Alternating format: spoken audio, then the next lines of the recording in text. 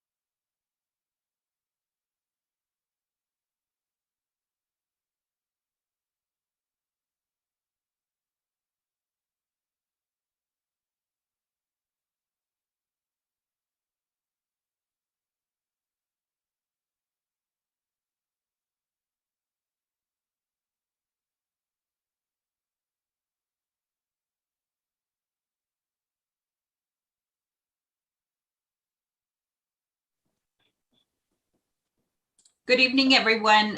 Today is April 29th, 2021. I call this Committee of the Whole meeting to order. All counselors are present today via Zoom. We have one counselor joining us shortly, and Counselor Harris is actually excused this evening. We will start with a moment of silence, followed by the Pledge of Allegiance, led by Counselor Sena.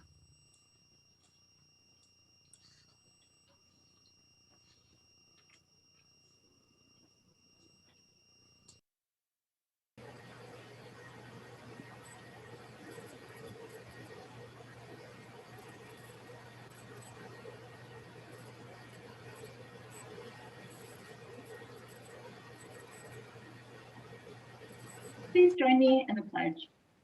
I pledge allegiance to the flag of the United States of America and to the republic for which it stands, one nation, under God, indivisible, with liberty and justice for all.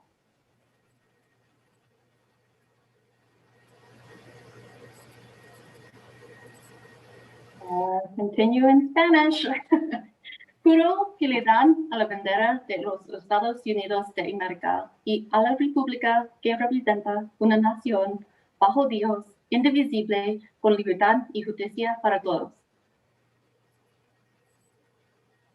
Thank you, Counselor Basana. I'm sorry about that. I was having a little trouble with my video and my audio, but thank you. You did a great job. Madam Chair, I would like to make sure to say thank you so much for appreciating, but Counselor Sena is the one that rocked it this afternoon. Oh, did I say Basana? I'm sorry. I apologize. I meant Counselor Sena.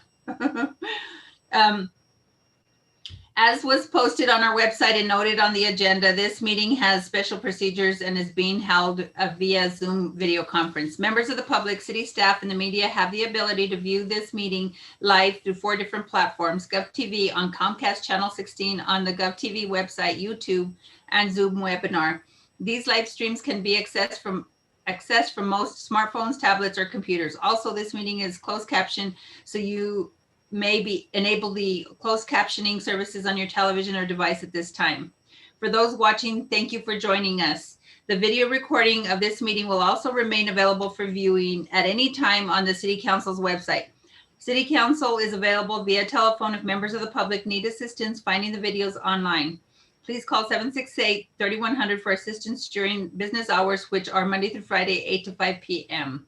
Today is the first of 3 public hearings the council is required to hold on the city's operating budget. Today's meeting will focus on social goals budgets, which include Albuquerque community safety, city clerk, civilian police oversight, cultural services, economic development, family and community services, fire, parks and recreation, police, and senior affairs. On May 6th, the council will hold a second hearing to discuss the city's physical goals, which will include animal welfare, aviation, environmental health, finance and administration services, legal, municipal development, planning, solid waste, DTI, and transit.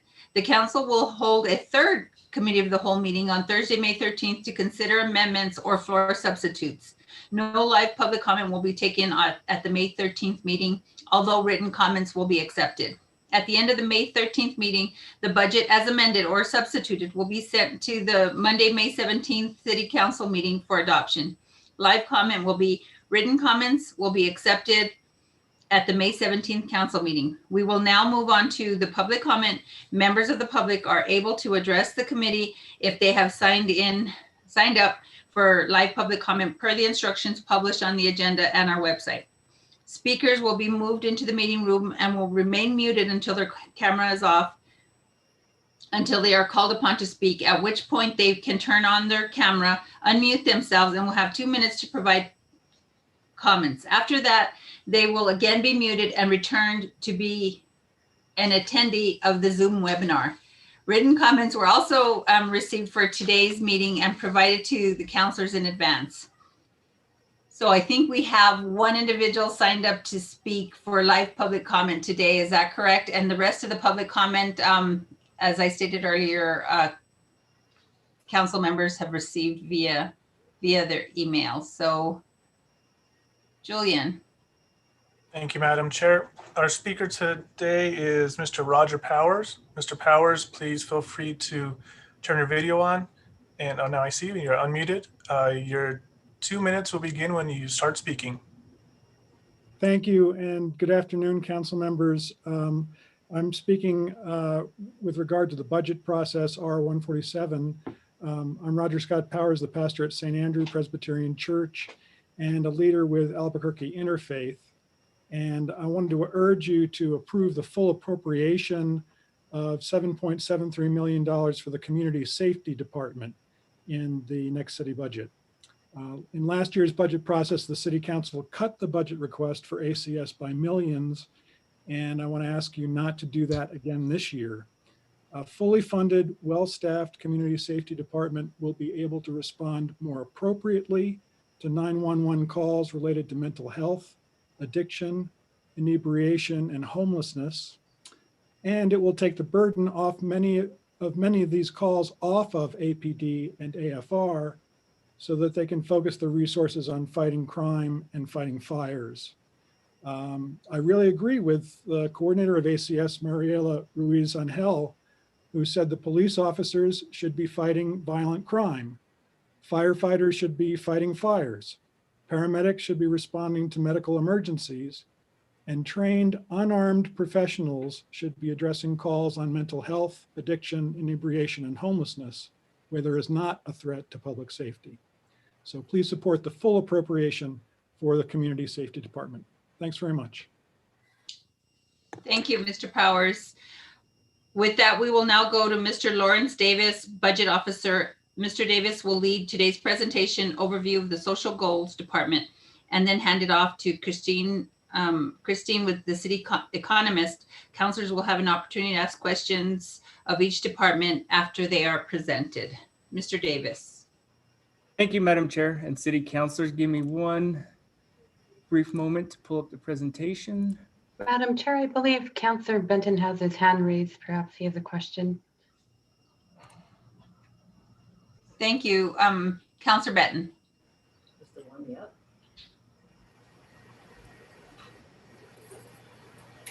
Thank you. Thank you, Madam Chair. I just wanted to respond to the public comment by Mr. Powers. I know that the mayor and others have been reminding everyone last year that we did cut the budget for the proposed community safety department. I want to make very clear that that was not any statement against the concept of that department. It was because there was no clear plan laid out for that department. It was just a number.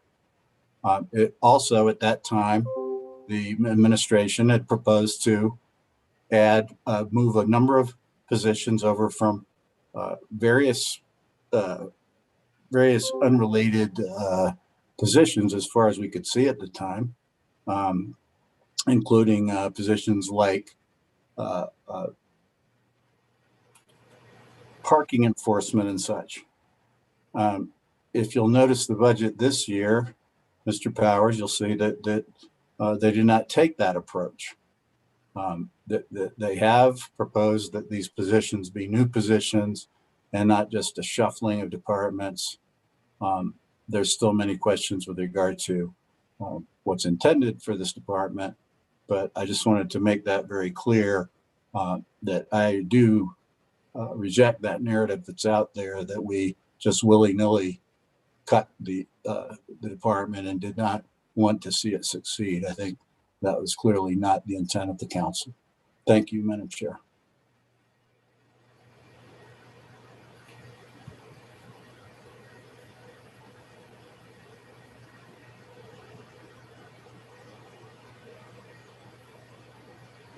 Madam Chair, are we okay to proceed?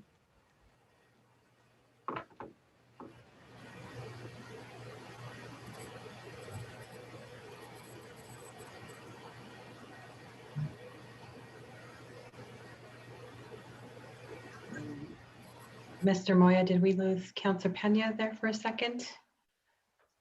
Madam Chair, if not, I could take over for a minute until she gets back on. Okay, thank you, Madam President. Go for it. Thank you all. And I concur with Councillor Benton's comments.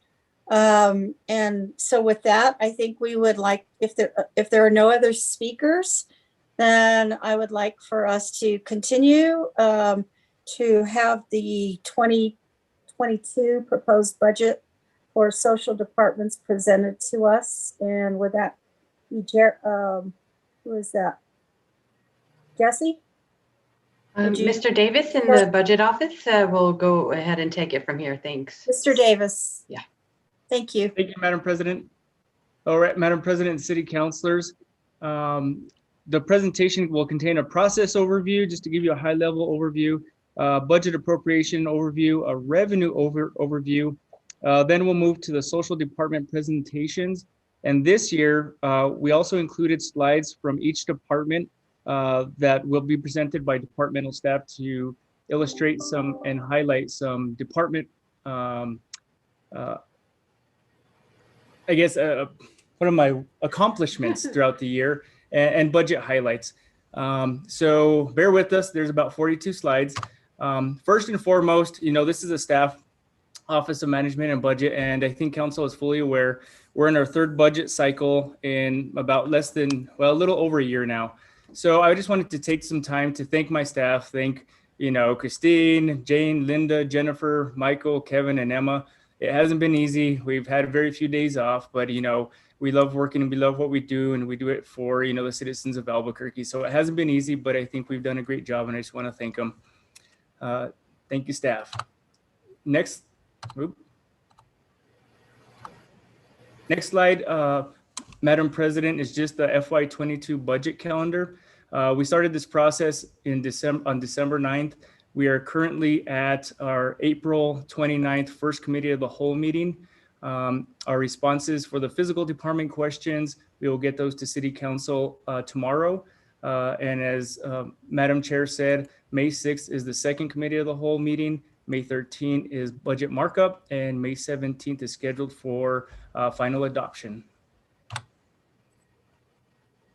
So overall, general fund budget inclusions, the restoration of CARES funding, and as you know, we utilized CARES funding in fiscal year 21, 71 million. The vast majority of that, 37.1 million was for police, another 37.1 was for fire. So we restored that in fiscal year 22.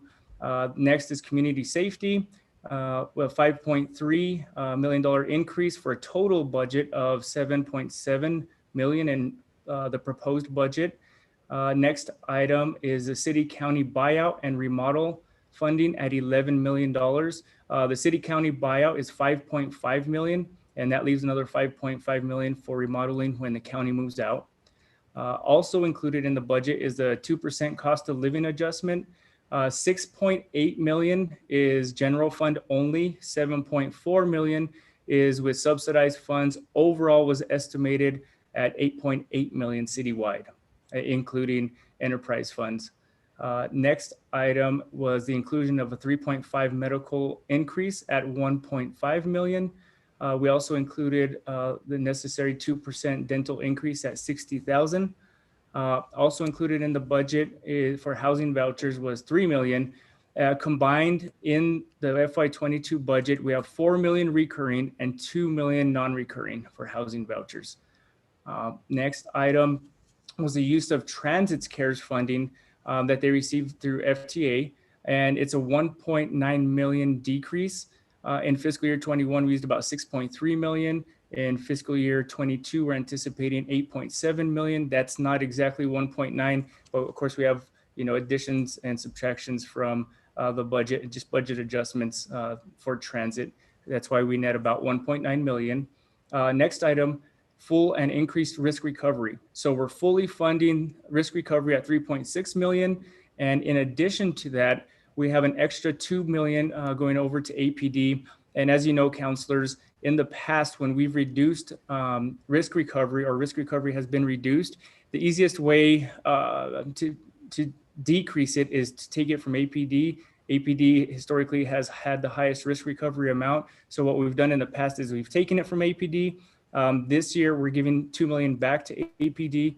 The outstanding balance, how far they're behind, their outstanding balance is about 3.8 million to catch up. So this will get us to about a net outstanding balance of 1.8 million for APD. Next item also includes the Gibson Medical Facility operations. At the Gibson Medical Facility, as you know, we have tenants. Revenue is expected to come in at 2.8 million. Expenses are at 3.5 million for facility operations, and that's going to be budgeted in DMD, and 4 million in program operations, which is budgeted in family and community services. Next item is fuel, budgeted at a blended rate of $2.36 per gallon at 759,000.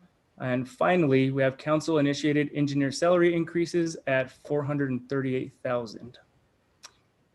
And councilors, that's a highlight of the big ticket items that are included in the FY22 proposed budget. Any questions on those? Hearing none, I'll go to the next slide. As you know, the American Rescue Plan Act of 2021, Albuquerque's estimated allocation is at 113.5 million. The use is not included in the fiscal year 22 proposed budget, and R21-157 will deal, it's also on tonight's budget, will approve and authorize ARPA funding. Lawrence, I'm going to stop you. It looked like there was Counselor Jones had her hand raised. I apologize. My internet was going in and out. Sorry, Madam Chair. Counselor Jones, Counselor Gibson, I apologize. No, Counselor Gibson? Yeah, thank you. I'm sorry, Mr. Davis. Can I just want to go back to what you were talking about a moment ago about the risk, the 2 million that was going to go back to APD. And I just want to verify, this is probably a dumb question, but I need to verify that's going to their risk recovery that they keep in their budget? Or is Yes, it going for other purposes? Madam Chair, Councilor Gibson, yes, that is going towards directly APD's outstanding balance. Okay, thank you very much. Sorry to interrupt. Thank you, Counselor. All right, Madam Chair, Councilors, non-recurring, this should be non-recurring and should apply to non-recurring expenditures. So, you know, the federal government has been very explicit about this. We should avoid creating new programs and add-ons to existing programs that require ongoing financial commitment. So basically, use this funding for non-recurring commitments. And this will help us with the balance through fiscal year 2025. And as you know, we have, you know, recurring, a slight recurring structural imbalance in the budget that will be fully corrected by fiscal year 25. Christine will touch on that in a few minutes. And finally, we'll receive 2 payments. One is anticipated on May 11th or earlier, and the second payment will come 1 year after that. It's anticipated to be about 56.7 million, the first payment, and the second payment will match that. Next slide, available resources, all funds, including enterprise, is $1.2 million. The biggest, of course, is gross receipts tax, followed by interfund and fund balance, and that's followed by property taxes. So those are biggest resources that we compile in our budget. Next, Christine, our city economist, will go over a few slides. She's going to give a general update for the fiscal year 22 budget for revenues, and then go into a little bit more detail on the fiscal year 21 update. Ms. Christine. Yes, council members, thank you. I'm Christine Berner, city economist. And this first chart will just look at GRT revenue. The next slide, I'll look at all of general fund. But on this table, you'll see left to right shows the audited actual for FY20, the approved budget for 21, the 5-year forecast for 21, the estimated actual for 21. And you'll notice the estimated actual, which is Q3 right now, is virtually the same as the 5-year. And that was because we updated the 5-year much later than usual, just because we're keeping such a close eye on revenues. And then further over, you've got the 5-year forecast and of course the proposed budget based on the 5-year forecast.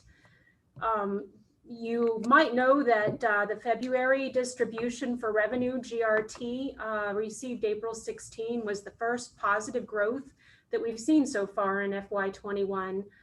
The base growth as measured by the state share distribution was a positive 1.7%. However, the cumulative growth is still negative 4.7, and that's 1.2% below the projected 3.5% for the year. However, despite the lag in cumulative growth, the year-to-date actual revenues actually appear to be keeping in line with overall expectations. And part of the reason is that we deducted that 3.3 million in GRT right off the top for impacts due to the balloon fiesta and other activities, and that really helped keep us, that conservative pose kept us in good shape, and so I'm feeling pretty good about that. Total GRT, including the negative impacts of balloon and the 12 million in state shared internet sales, as well as some other impacts such as Netflix, total GRT is expected at about negative 2.6 for FY21. Thinking about FY22, the projection for base growth, again, which is that state share of revenue, is about 3%. And this is taking into account the hold harmless distributions, which we see dropping from 63% to 56% in FY22. Total GRT growth for FY22 is expected to rebound at 4.8%, although there's still a great deal of uncertainty around that 18 million in internet sales that we have in the budget. We're obviously going to have to watch that very closely during the first few months of the year just to make sure we're tracking, it's tracking as projected. We can go to the next slide. So this is a view of. Before you go, Madam Chair. Yes, Madam President. So the internet sale tax, you said you're watching that very closely. Was it expected to have risen last year during COVID? Madam Chair, yes, and actually we know it did increase, except that we don't know exactly how much the state is receiving. What the city is currently receiving for FY22 is a flat 12 million that they're just sharing with us. I'm sorry, in 21 is the flat 12 million that they're sharing with us. In FY20, right. I'm sorry. So that formula has not changed in terms of what we're receiving, and that's a tax that we probably need to be looking into, because I'm not sure that we're getting our fair share regarding internet sale tax. So right. just a comment. Sure, Madam Chair, and just to clarify a little, in FY22 is when local increments are supposed to be applied to internet sales, and so we should be seeing our actual internet sale revenue at that point. So, but that's the part that's just so uncertain right now. Looking at GRT, I'm sorry, at all of general fund, of course, GRT, as I mentioned, doing a little bit better over the approved budget. And, you know, recall when we put that approved budget together, things were far more or less certain. We didn't have the rollout of the vaccine. We didn't have the amount of federal stimulus that we're seeing now. And so what we're seeing for Q3 is an estimated 15.5 million in GRT over the approved budget, and that's about 4%. Regarding property taxes, those are coming in as expected. I spoke with the county just a week ago, and they're at or slightly above projections, so that was bumped up just a little bit. Franchise taxes, in the approved budget, I was pretty cautious about those. We weren't sure how the franchises were going to be impacted by COVID. Some of them were negatively impacted, but the electricity franchise is actually seeing some modest growth in addition to the fact that the franchise fee went from 2% to 3%.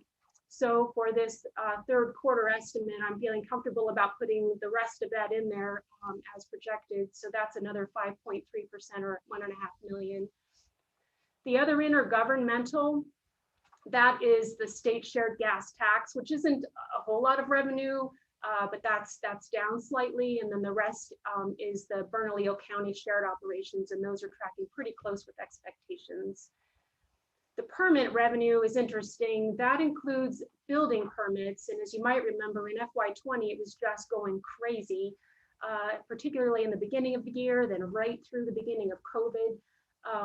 So the fact that FY21 is actually tracking almost flat with FY20 is pretty remarkable. And of course, it's summertime, it's gearing up again. But what's a little bit strange is that the rest, there are other permit revenues in the city that still aren't doing quite as well. And that's why we've got a little bit of a decline, as you can see here, the 776. And that's because things like swimming pool or restaurant inspections are still down for the city. And so we're just keeping an eye to see if those begin to recover. Service charges, and of course that now includes the Enterprise Golf. Enterprise Golf, not surprisingly, is actually performing better than expected. People are getting out and using those facilities, but other revenues are still heavily impacted by COVID. Things like Biopark or senior programs. You know, it's summertime, we're hoping these come back, but for now, just because it's been sluggish for so long and we don't know how folks are going to respond, these are still kept pretty conservatively low. And then miscellaneous, this is basically, the city has experienced some higher interest rate revenue from larger fund balances and strong markets under the guidance of our Chief Investment Officer, Chris Daniel. So we were able to increase those by nearly $1 million. And then interfund transfers, those are generally left flat with the budget. We can go on to the next slide. So here we have GRT by sector. And as I mentioned, we had positive growth for the first time this month. You'll see over on the far right side, information and cultural services was really the only sector that showed negative growth this time. And just a reminder, this refers to publishing industries, motion picture, recording, you know, and our film industry was locked down for quite a bit, hoping to see that gear back up. But for now, at least this year-over-year comparison, it was lower. And then you can see on the left side, the obvious ones that are still, you know, the cumulative growth is still quite poor over the last 5 months with accommodation, arts and entertainment, manufacturing. Go next slide. And finally, looking at employment, we got our information just yesterday, and the unemployment rate did decline just a bit from last month, from 7.8 to 7.5. In looking at the data, it looked like Albuquerque has recovered about half of the 53,000 jobs that were lost, you know, in that worst month, April 2020. But I had to look at our peers and looked at how fast they were recovering. And unfortunately, we do seem to be trailing those somewhat. Most of the others have gained more jobs a little more quickly than we have. The state unemployment rate was 8.3 in March, and unemployment is still about 7.6, or about 65,000 below March of 2020. And the state as a whole has gained about 30% of the lost jobs. And then construction, we've talked about, it's doing really well. This was the only one that really significantly grew in this last month. And so I can stand for questions. Are there any questions? Madam Chair. Oh, never mind. There's two. Councilor Borrego, Council President Borrego, followed by Councilor Gibson. Can you tell me what the unemployment rate was in 2019? I probably don't have that with you, but as compared to the current. Madam Chair, I would like to, maybe I can just send you a quick email and give that to you. I don't want to misquote. Sure. Thank you. Councilor Gibson. Thank you, Madam Chair. So I'm looking at the change for the selected sectors in employment, and both information and the leisure and the hospitality, as you mentioned, are really the long straws there. I'm wondering how, in particular with respect to the leisure and hospitality, are restaurants and hotel workers, are we also lagging behind there? Do you think, have you drilled down that deeply to find out if other states are regaining those jobs a little bit quicker than we are?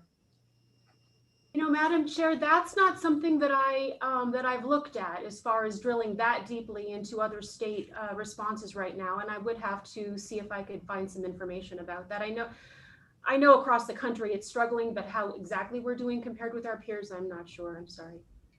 I'm just wondering about that, wondering if, you know, that might be one of the sectors that we might be able to help as a city. So just a thought. Thank you for that. Thank you, Councilor Gibson. Councilor Bassan. Thank you, Madam Chair. And so I don't know if I just missed it in the slide with the GRT, or if you would know if it's not there. Where did we used to be at pre-COVID this time of year with GRT versus where we are currently at? Does that make sense? Madam Chair, I can probably look that up really fast. I believe you have your graph in here. Madam Chair, while they look, I guess I'll just kind of elaborate on where I'm going with it. I just feel like our GRT is better than we anticipated, but at the same time, it might still be down from where it used to be. So I'm kind of looking at how do we compare the two, you know, when we were more of a Previous two. benefiting in the GRT realm than during and post-COVID. Okay, thank you. Counselor Bassan. I think they're still searching for that information. That's a good question. I think even related to the question that as they're looking for it, as the question Counselor Borrego had in terms of the internet sales, I think they were way up. Obviously, we all had boxes and packages coming to our houses during the pandemic. So, I know that I look forward, hopefully that remains steady, but I see that as probably declining. So our numbers are going to really be off as we move forward, I think. So it's good to have a baseline. Were you able to find the information? Madam Chair, we have it right in front of us. We pulled the last year's 5-year forecast, just looking for the page. Councilor Pena and Councilor Bassan, I would just add that as far as the gross receipt tax for that particular sector is down significantly. However, the overall GRT for the activity of month of February was up by about 2.76% compared to last year. And it's actually a little higher than February of 2018 as well. So that's a little bright light, but it's mostly attributed to the sectors not including the restaurants and the hotels. So that sector is still struggling quite significantly. But if that was the question, I think your question was specifically about the hospitality. So that and restaurants are still struggling and they are down, but overall we are good thanks to retail and some other restaurants and some other sectors. Madam Chair, Councilor Bassan, I'm looking now at the previous projection for FY21. Total revenue was supposed to be 634.6 million. And then now in FY21, it's 602.2 million, if that helps. Mm-hmm. Now, when it comes to FY22, the previous projection was 659.2 million, and now it's 631.1. And I apologize, we typically have this information ready to go, but yeah. Did you want to do a follow-up, Councilor Bassan? If I may, please, Madam Chair.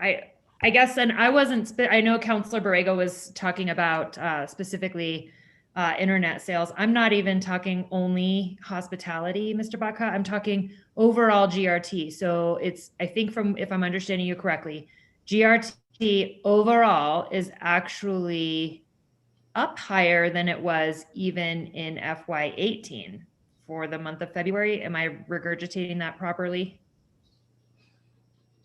You are right, yes. For the month of February, we are up. But that's been, that's the month we are up in last 12 months.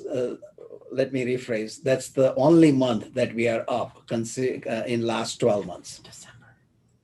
So Mr. Baca or team from the city, can you please at some point or even just email it where we were at, where the real GRT was at for, I guess it would be FY19, or is it 20, before COVID? Like where were we at when things were what I'm gonna say is quote normal? And then where were we finishing out FY21? So that we can compare where FY21 ended or is projected to end compared to what we used to think was healthy. Madam Chair, and we can email that to city councilors. We'll compile that right after the meeting. Thank you. Well, Councilor? Madam President. Well, and I would just point out, Councilor Bassan, that you're going to be comparing apples to oranges because you're going to be comparing a year where we had a normal economy per se, and 4 quarters of reporting, and 4 quarters of reporting in 2020 when we had a very abnormal and once in a lifetime. So it's I mean, the comparison is definitely going to be skewed. And also the fact that we had CARES money the following, for that year. So it's going to be, the comparison is actually not going to be a very true picture of what we would normally see. I just want to make that comment.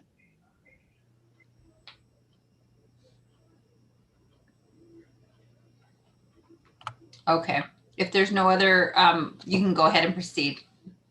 Thank you, Lawrence and Madam Chair. Mr. Gisborne. So fiscal year 22 appropriations, all funds after eliminating interfund transfers, the net overall operating budget is 1.2 billion. We got two graphics here. The first shows net appropriation by fund type. General fund, of course, makes up the vast majority at 654 million. Next is enterprise funds, about 191 million, followed by internal service funds and non-enterprise debt service. The graphic to the right, the FY22 proposed budget breaks it down by category. We spend about 47.1% of our budget on personnel. Next is normal operating, purchases, contractual services, professional services, repairs and maintenance, followed by transfers, grants, and then small portion on capital. So general fund non-recurring appropriations for fiscal year 22 are at 33.6 million. And some highlights from that, of course, the big one is the purchase and remodeling of the city county building at 11 million.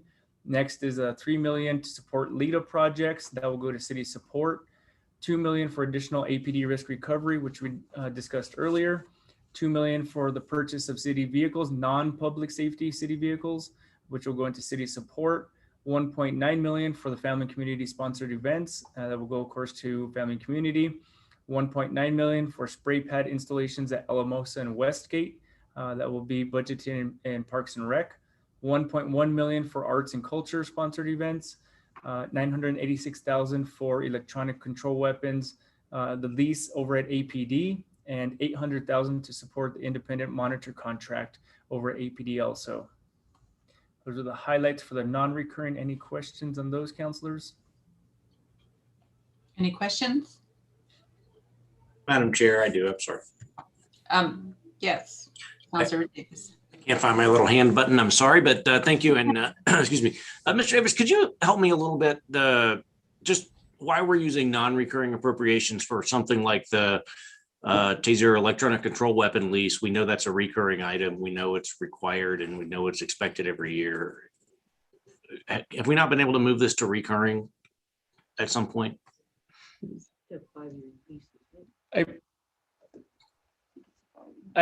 Madam Chair, Councilor Davis, I believe it's a 5-year lease, which is why we keep it as non-recurring, just in case we go with another electronic control weapon vendor. But is that correct, Ms. Emma? 5-year lease?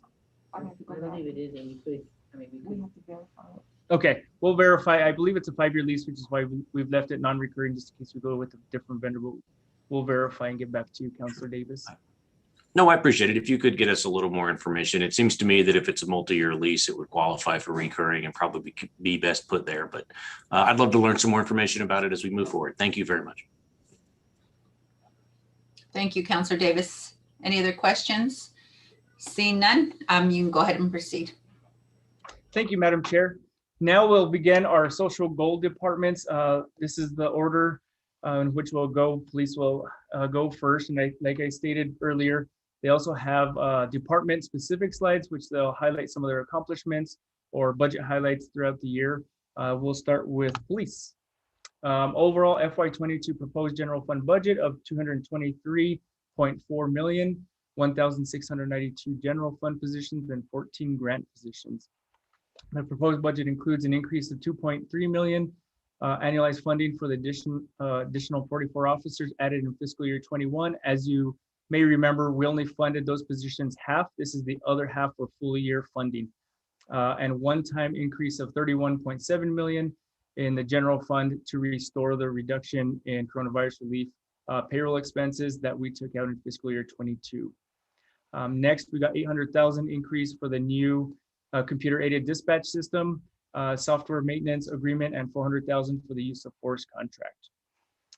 2 million dollar increase for non-recurring fund for risk recovery, 90,000 for the establishment of a student loan forgiveness program for the recruitment and retention of police officers.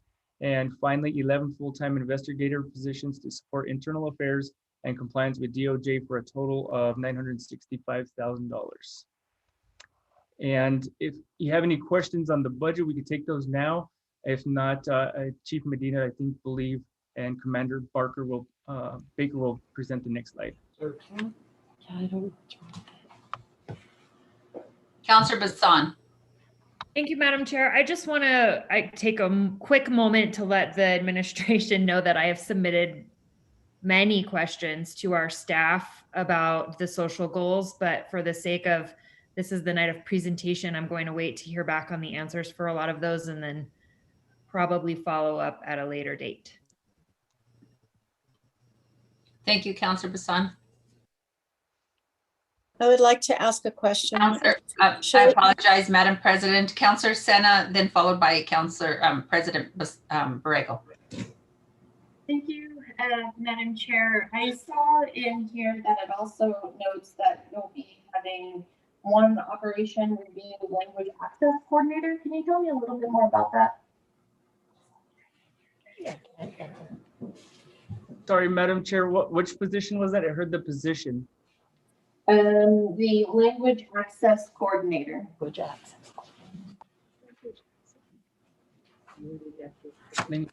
We still have that one. Yeah. I think if Madam Chair, if Commander or anyone from APD probably has more details on that specific position. Madam Chair, Councilor Sena, this is Chief Medina. The language access coordinator is a position that we need so that we can coordinate our access to various languages. Deputy Chief Griego is heading this up. It ties into the cell phones that council helped us purchase for our officers with the language line about 2 years ago, so that we could ensure that our officers are able to have access to communicate with anybody that they make contact with in the community, but also ensuring that all of our documentation is available in as many different formats as possible. For example, we've been recently meeting with the Mexican consulate, and we're trying to get some of our paperwork translated into Spanish that hasn't been, and also recent meetings with the Asian community. We've been trying to translate some of our crime prevention material into the different needed languages. So that's the purpose basically of the language access coordinator spot, is to assist us in ensuring that that process and program goes forward. Thank you. Is that it, Counselor Sena? Thank you. So, Madam President. Thank you, and I apologize, Madam Chair. I haven't been using my little raise the hand feature. Oh, that's okay. And I'm struggling this evening. My internet keeps going and fading in and out. So I apologize for my inconsistencies as well. So go ahead. Chief Medina, regarding the $400,000 for the use of force contract, could you please just explain that to me? Madam Chair, Council President Borrego, the 400,000 is a starting point for EFIT. That's for EFIT, huh? That's for our EFIT process that we're working to develop to ensure that we move forward in our use of force investigations. This is part of a stipulated order that we've working on completing with the courts basically since about a December timeframe. So this is a start to that process in us being able to bring back a contractor who can help us ensure that our investigations are being done properly. Okay, and just to follow up on that, so at the last item that you're showing is 11 full-time investigator positions at a total of $965,000. Is that those are related, are they not? Madam Chair, Council President, that they are related, but they're separate. The EFIT investigators we're at a starting point with the 400,000. Those are investigators we're bringing in to mentor, groom, and assist us in moving our program forward. The 11 full-time investigators are going to be permanent force investigators that are going to be assigned there. We've done this in an attempt to ensure that we keep as many sworn personnel doing law enforcement jobs possible so we could continue our fight to reduce crime while civilianizing some areas of the department that we're able to civilianize to maximize the efficiency of the sworn personnel we have on staff. It's also been well received by the community. It's their belief that bringing in outside individuals that don't have ties to the department is going to lead to more transparent and stronger investigations on use of force cases. And Chief, just one last question. How did you come up with 11 positions? I'm just curious about that. Madam Chair, Council President, we are part of our stipulated order is that we have 25 force investigators assigned to that unit. That is based off of an average of use of force cases per year and how many cases an investigator is expected to clear. So 9 of those positions are going to help us get to that 25 so we could save 9 investigators. Our Internal Affairs Division conducts a lot of investigations that involve civilian personnel, and we're able to use civilian investigators in those investigations and still stay within the confines of the CBA. And it would mean that we have to devote less resources to that area for those investigations. So it's a split of 9 for force investigations and 2 for professional standards. And they will remain here after the EFIT investigators from the $400,000 use of force contract. Thank you, Chief. That was very clear. Thank you. Thank you. Councilor Bassan, I seen your hand up, but then you raised it, so we're good? Yes, thank you, Madam Chair. I said I was gonna wait to ask questions, and I'm going to wait to ask questions. Thank you. So go ahead and proceed. All right, thank you, Madam Chair. APD staff will present the next 2 slides. You know, currently we're at 988 officers. We're anticipating to start 15 in our lateral class that will start later in the spring of 2021. There currently are 11 seated, and I believe there's 5 that are going to chief selection. So we may get above that 15 number if we're lucky. We currently have 56 in the academy. The CNM class, which starts in August, we're shooting for 30. There may be some logistical issues where that has to be lowered, but we'll make it up with class 125 and raising that if we have to. We want to have a lateral class in the fall of 20. Our 125th Academy class will start in December with 50.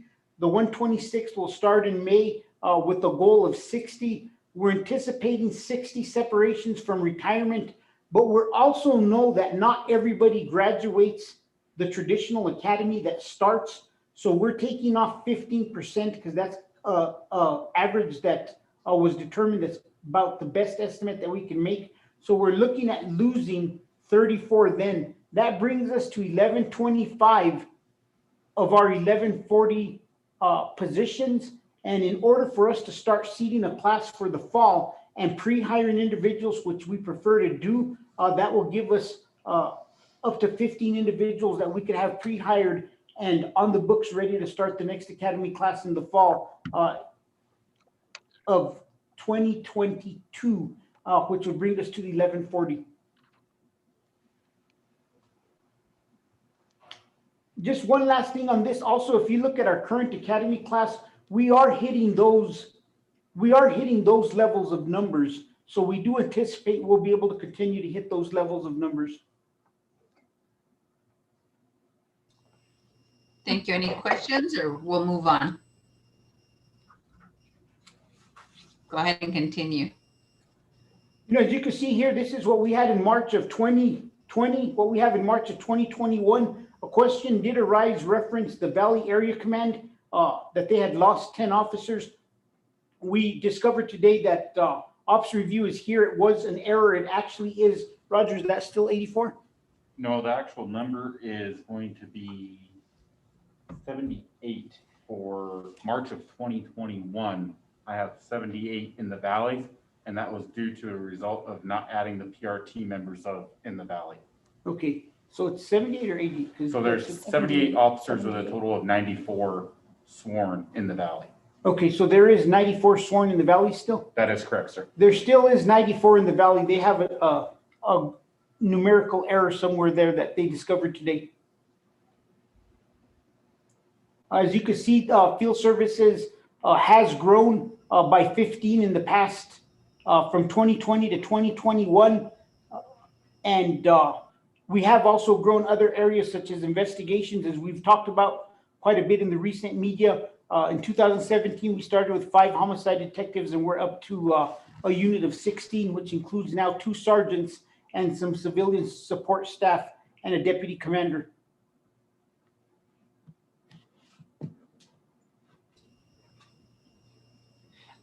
Chief, I have just a quick question. In terms of landmass, which area command is the largest and which is the smallest?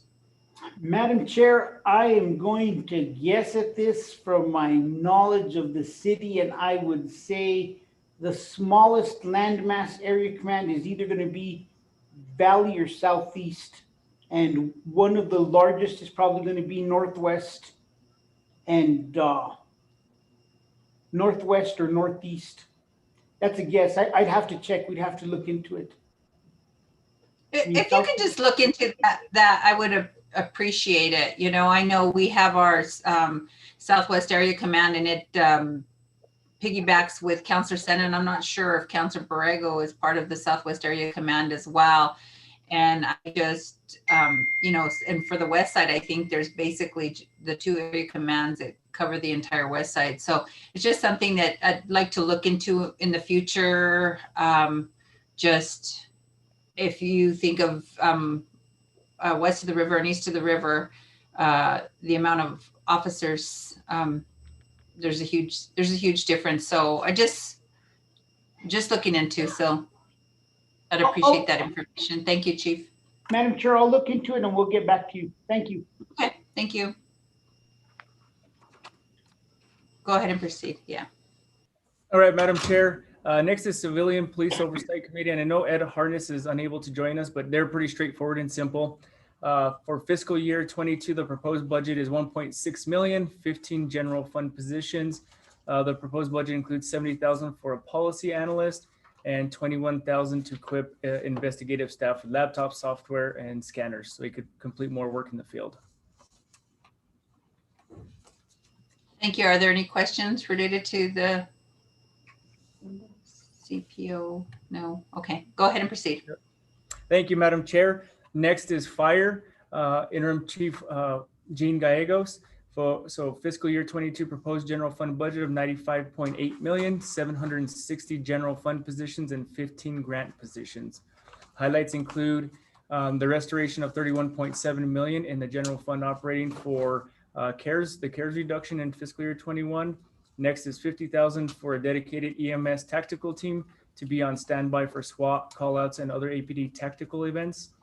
82,000 in additional operational funding for the Office of Emergency Management, and 48,000 one-time funding for replacement vehicle for OEM. In police, there are a few slides that department staff will go over after this one. Any questions on the budget items? Council President Borrego. I just have a question about the way that you have that first bullet point phrased. You say restores 31.7 million. Could you just explain what you mean by restores? Sure, Madam Chair, Council President. So in fiscal year 21, we reduced Fire's budget by $31.7 million because we could use that funding for CARES. So let's say their personnel budget was $100 million. We reduced that by $31.7 million and paid for some of the payroll costs and utilized the CARES funding. So the net impact was a reduction to the general fund. So what we're doing in fiscal year 22, since the CARES went away, is we have to add back in those personnel expenses that we reduced the general fund budget last year. Thank you. Yes, ma'am. All right, we'll go to the next slide, and Mr. Roger Ebner. Chairperson Pena and members of the committee, good afternoon. What you see in front of you is just a snapshot of hundreds of things that were accomplished by our office over the last year. To state that our office was exceptionally busy over the last year is an exceptional understatement. But I think it's important to note a couple things on the slide here. We activated our EOC 417 days ago, and it's been continuously activated since then. Staff has been in the EOC for 300 of those days, representing over 19,000 hours. The planning, the logistical support, the coordination of various activities, all took place out of the EOC. It's important to have that central facility to try to coordinate this on behalf of the city. Some things to note, we started back in March or so of last year when there was a PPE shortage. And thank goodness that we had a cache of that on hand here at our offices. So we were able to provide that PPE to our local healthcare partners, such as Presbyterian and Loveless and so on. And that's because we had the funding in our budget and we made that planning to make sure that we had that in case we had this type of incident. Moving to shelters for those that were experiencing homelessness, or maybe a first responder, a healthcare worker, maybe an educator that was not able to go home. So, working with, I think 5 hotels, 6 at one time, supporting our West Side shelter, et cetera, food, et cetera. So that all takes a large, complex transportation system and so forth. And we're still are operating that. We even engaged in some COVID testing along the way. We were very involved in setting up, we'll call them portable or mobile Wi-Fi entities across the city. I think that number is wrong. That says 27. It's really about 40 to 45 that we worked with some local entities for that. And then moving to helping with our various partners on vaccine points of dispensing with 57 of those that we've participated in with over 25,000 doses, working with local healthcare providers, pharmacies, et cetera. And last but not least is setting up a porta potty program across the city in essential areas. And that's still ongoing today. Next slide, please. The other side of this is I don't want people to forget that the EOC is just a facility and a process that operates out of the Office of Emergency Management. And some of the things that we tried to do is we wanted to keep up with our normal work, even though we were trying to respond to this particular incident. And so we've been working on an emergency mass notification system that we are perfecting to be able to notify people in the city offices at all the different buildings, and trying to focus our abilities to notify people in one building, possibly even on one floor or one office. We have in the process, almost at the end of updating a hazard mitigation plan, which is an essential plan. It's required by FEMA every 5 years. This really establishes why we have an Office of Emergency Management and what our focus will be when we look at our threats and hazards and which ones are the ones that we need to focus on. A core capability assessment program, which really represents 32 different areas that the federal government would like to have us find some level of competency in. And we made tremendous progress from the last time we did this in 2014. And so we're excited about that. And that just has to do with the planning, the preparedness, the exercising, the training, et cetera, that goes on. All of that takes place We can't really activate the EOC and do what we've done for 417 days without all this planning and preparedness outside of activating the EOC. We have a new program that we're going to roll out soon, the Community Emergency Hub Program, where these will be specific locations and facilities across the city where people can gather to gain information or other resources after an incident. We've found over time that it's hard to reach everyone. There's a lot of misinformation that is out there. And so if we establish these across the city, people can go to them and get the authoritative information about what we're doing or what they need to do in order to protect themselves.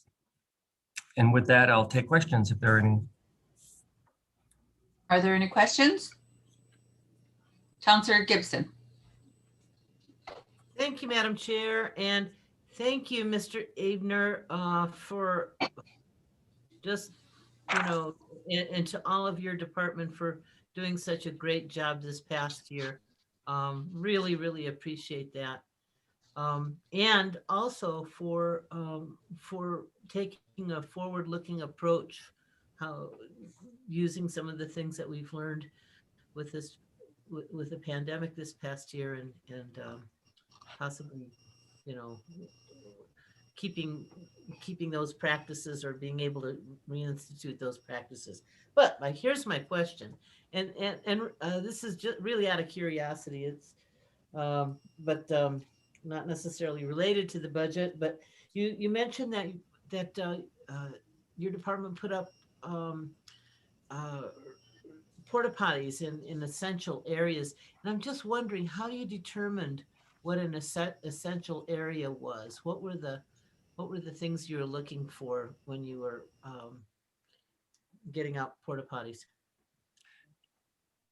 I thank you very much for that question. I think that our goal was really to provide overall equal access, if you will, across the central part of the city. When we see that various stores were closing, the opportunities to use other public restrooms were not available.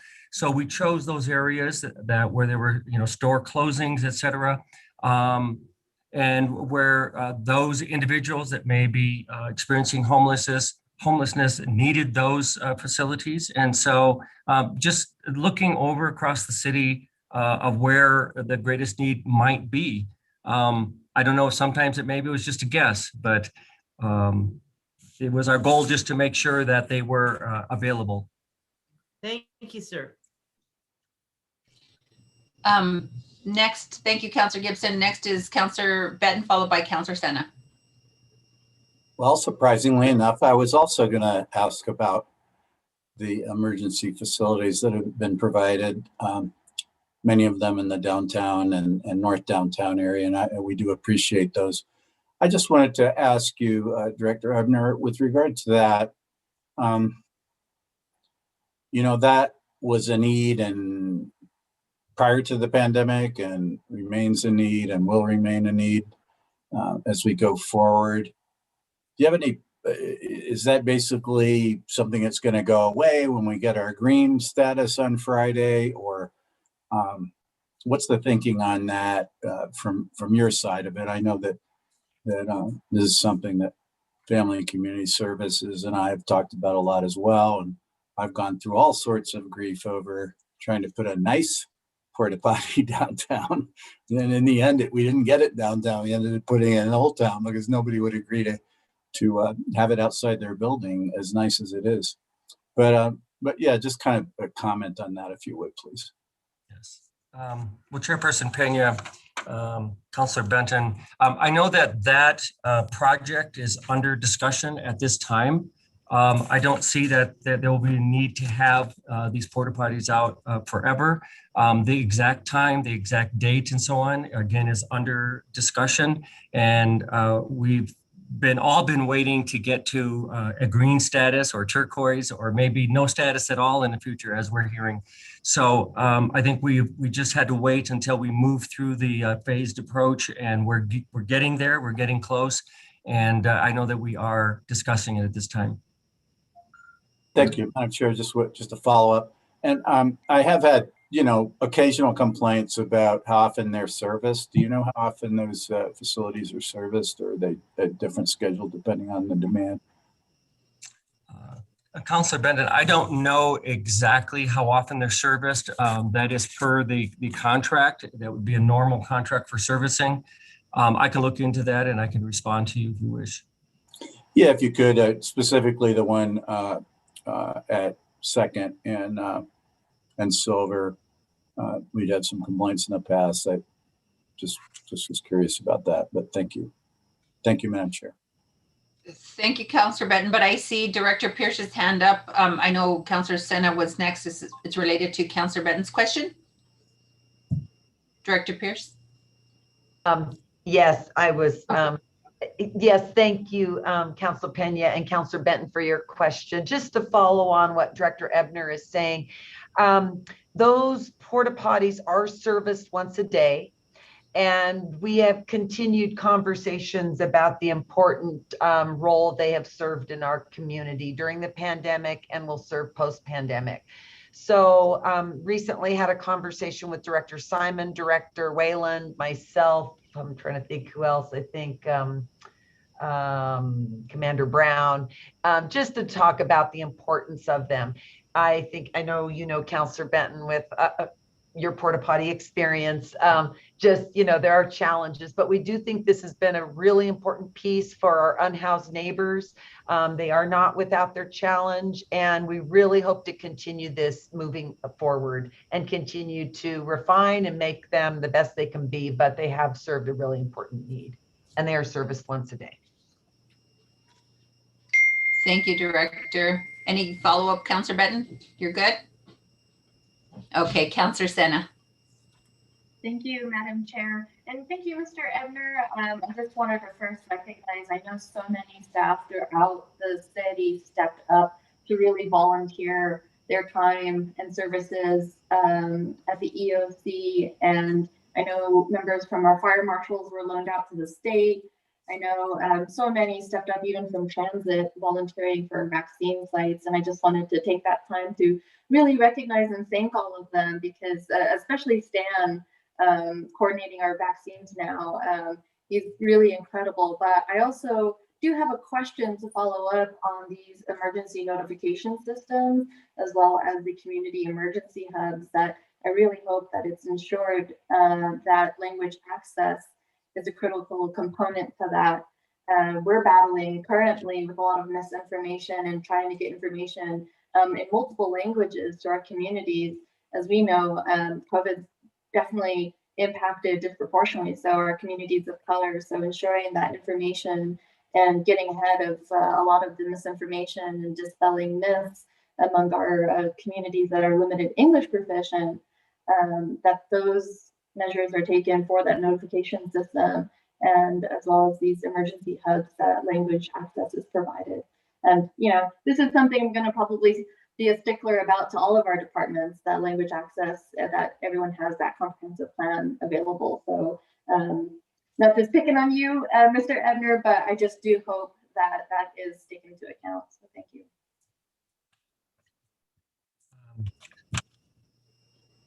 Yes, the mass notification system, I was trying to recall the actual number of languages that we can send out messages in, but I believe it's over 60. So we do have that in mind as we are planning this, and we will incorporate that.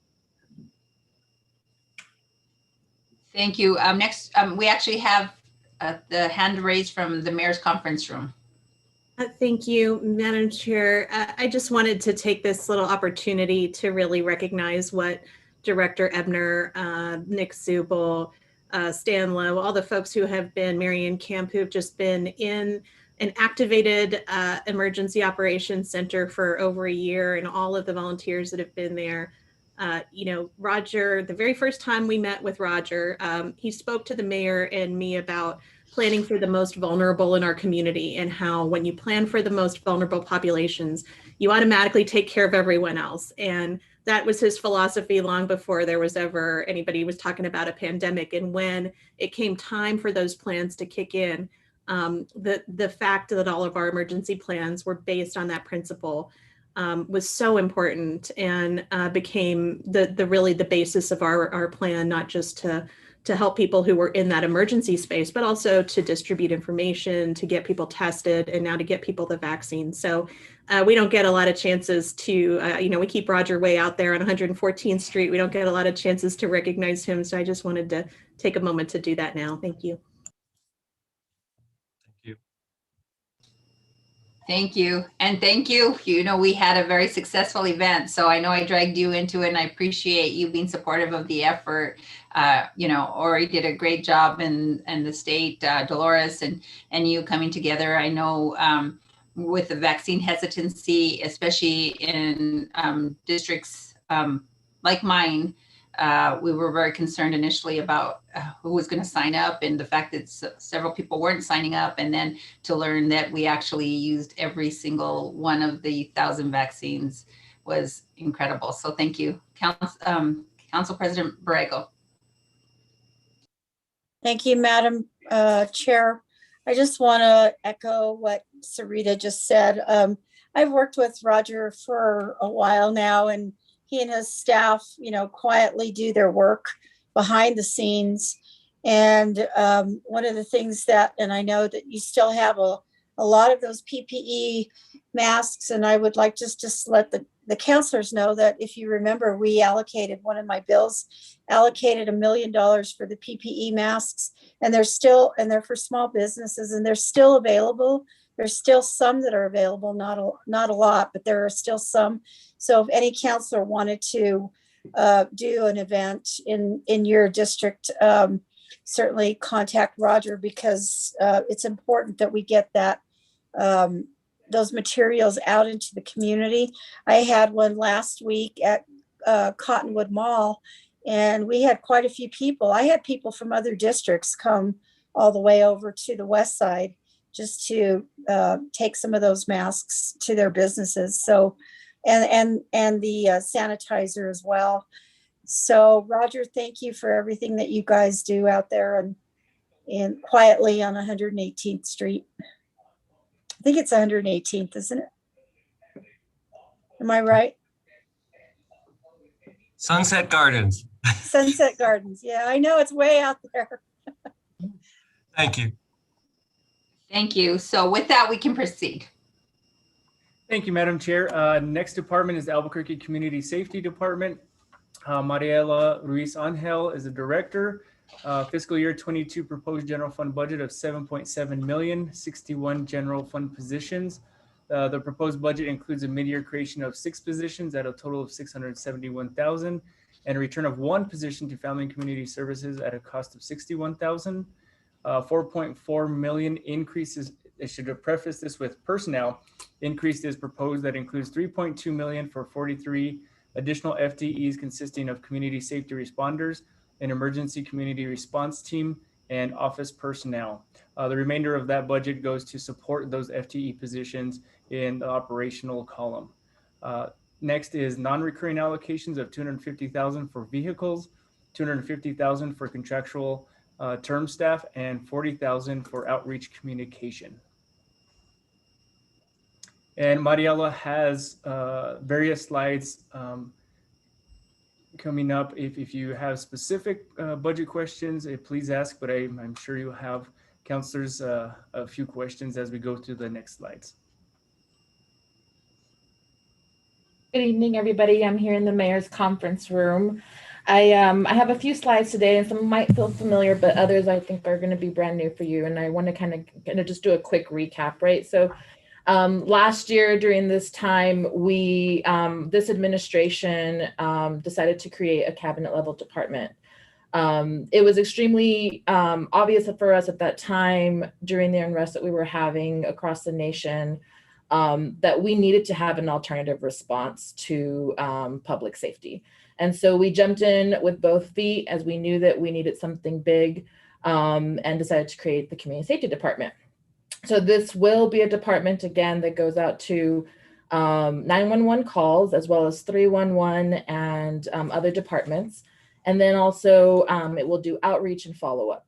Specifically, we want to try to focus on inebriation, homelessness, addiction, and very specifically mental and behavioral health issues. Our hope is to bring on first responders that will be social workers, housing and homeless specialists, et cetera, et cetera. We've got a very long list of folks who are very interested and that we're getting ready to interview. Next slide.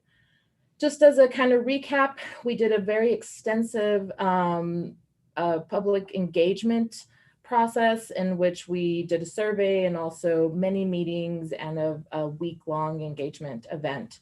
And at the end of the day, we heard very similarly what we had planned on doing, which is that people want us to focus on, again, homelessness issues, needle pickup, welfare checks, suicide attempts, or suicide attempts that maybe somebody wants to check on somebody for somebody else. And then again, general behavioral mental health issues that we know many of our calls have an underlying issue with. Next slide. So this has had a couple iterations. As you can see, we have added a couple other pieces. This is a new department, and this is something I don't think nationwide we have seen at all. We've seen lots of programs, but we knew that we needed to kind of create something that worked for our city. And this is, I think, a really great plan. And we're already seeing, just to let you know, nationwide, San Francisco and cities across the nation who started really small programs are already having to consider kind of bolstering and figuring out how to create a department. So we'll be leading in that process. Go ahead. So as you can see, we have 4 types of responders. We will have our emergency community responders, right? This is to really go out to those minor injuries, incapacitation, abandoned vehicles. We anticipate that these will also be folks that can go out during those shifts that we see an increase in these types of calls. Normally they come in around 3 p.m., 4 p.m. till about 11. And so we hope that we can staff those appropriately. Then we've got our behavioral health responders. These are folks that have a background in that mental and behavioral health, and so that can actually do intervention, de-escalation. And then we've got our new team, right, that we are bringing over from family and community, which is our outreach and resource coordinators. And these are folks that are very specifically going to continue in the work that they're doing now, which is really to help do outreach and work with those who are experiencing homelessness.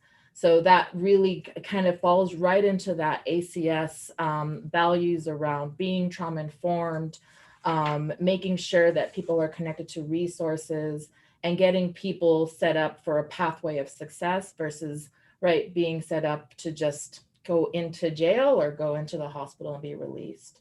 And then lastly, we have already started our mobile crisis team, and these are licensed clinicians. We have, in partnership with the county, we have 8 total clinicians who are paired with police officers and the fire department. And this is a very traditional co-response team that has been very successful. And I'll show you some numbers on where things kind of dropped off.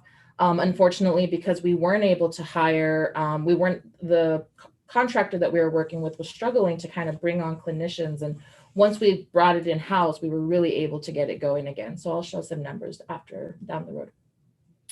So I wanted to kind of give you guys a timeline of activities. And of course, this is always, you know, going forward. Yes. I'm sorry to interrupt, Madam Chair, if I may. I have a question about that slide. Oh, I apologize. I was going to wait till she was finished speaking to call on you. I can wait then. I'm sorry. Oh, no. You go right ahead. You go right ahead, Counselor. Thank you, Madam Chair and Director. I don't have this question already submitted. It's something that just came up based off of this. With the emergency community responders, because there's minor injuries and potential incapacitation, will that also mean that we send a paramedic as well? Yes, ma'am. So this is where we get out to a situation, and already our DMD department, right, this is a wellness check where they go out, check on somebody. If it's something in which, right, they're fine and we can do some sort of intervention or get them to a sobering bed, then that's where we go. But for the most part, we try to go out and check, and if there's probably going to be a need for an ambulance in some cases or a paramedic to come out.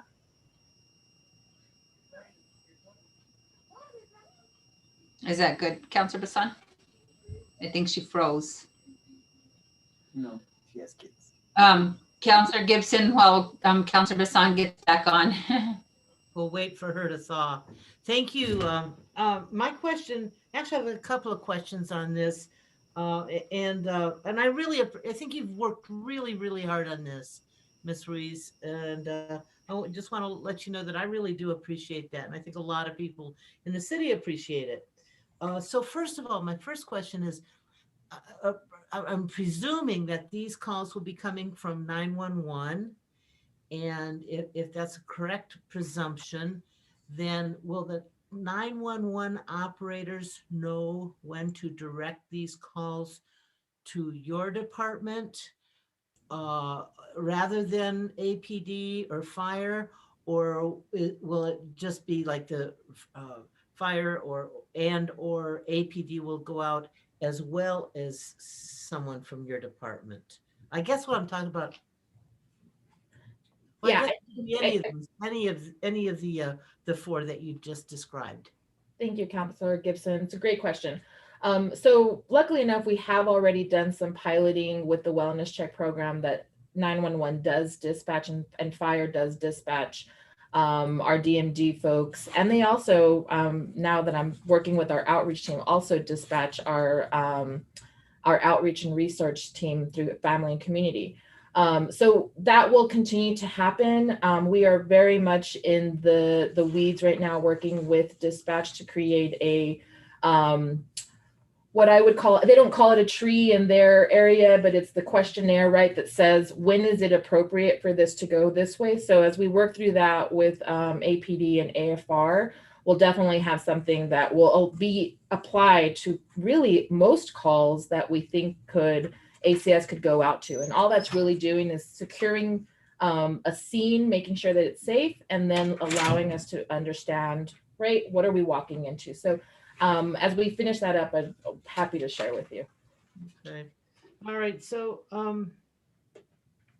because I was, the reason I asked this question is because it seems to me that what we're trying to do is take some burden off our first responders. And we've tried different things to do this. And this really might be the trick, but it would be a shame, I think, I don't know, really, I guess you have to measure the risk, and maybe that's what you're talking about. The risk of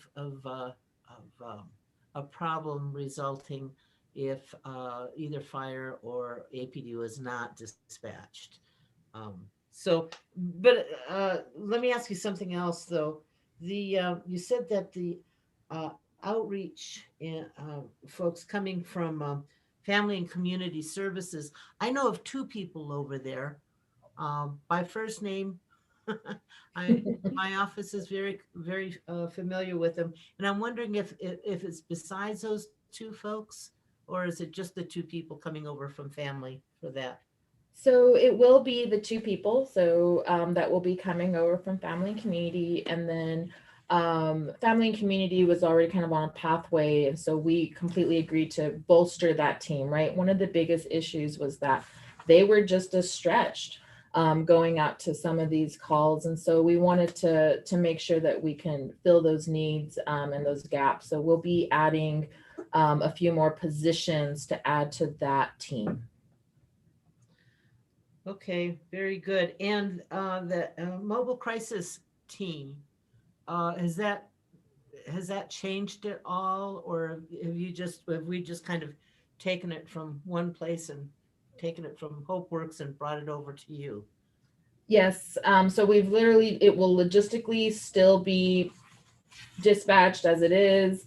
The only difference is that the clinicians have at least a hub in which we're able to provide the continuing education that's needed and the support, especially around vicarious trauma, that we really know that those specific folks tend to experience quite often. So is the staffing the same? Yeah, in the sense, like by employees that moved over? Right. No, so actually they were already down 2 or 3 employees. And so we had to rehire for those. And similarly with the county side, I don't think they had, I think they had to hire all 4, maybe 3 also. So we brought in some new folks, and they just actually today they were finishing up their training with the crisis intervention, the CIT training that happens, which was awesome because it gives really an understanding on how police will de-escalate situations out in the field. So starting Monday, they'll all be ready to roll. And although they've already been taking calls, next week will be their first week actually without supervision. Thank you. Thank you. Thank you, Counselor Gibson. And I think Counselor Bassan is having internet troubles like I was initially. So if she's not back, we can come back to this question. So with that, you can go ahead and, there you are. I'm here, Madam Chair. Thank you. I was able to hear the answer that yes, they will be sometimes going at the same time. So I missed part of it, but not a lot of it. Thank you. Okay, thank you. Go ahead and proceed. Thank you, Madam Chair. So as you can see here, and I don't want to go through everyone, but I wanted to give a timeline of where we started and where we're headed. And again, this is ever changing as we go into 2021. But really, I want to kind of hone in on right around the time that we get into January, right? So we've now had an amazing opportunity to really get in front of everything that's happening and get the engagement from community. So we are getting a ton of support. I will say Roger Powers, has been very involved. So I want to just say thank him for having a public comment. But we finalized the report and we got that to you guys. We've been meeting with our planning committee that I think we're really hoping to bolster and start bringing in some additional partners. We finalized our budget right into FY22, and then we brought in our leadership. And so although I think we hoped to have been, have this all kind of be closer to 2020, we had to take time in areas, right, and find the right people for some of these leadership positions. And so we did get, we're not where we wanted to in regards to hiring, but I think we're on the right place. So as we get into April and May, which we're here now, we have already started to prep. So similar to other cities that we've seen, we need to make sure that we've got at least the right training ready to roll. And that we have all of the processes, like I said, our dispatch and purchasing of all of our fleet supplies, right? Laptops and phones and the wonderful radios that we use that I thought were like a couple $100 or about $3,700 a piece. I was like, I'll just go to the dollar store. So anyways, just a joke, but so we're having to learn a little and budget for our supplies a little bit differently as well. So we're making sure that we're at least taking the steps to get ready.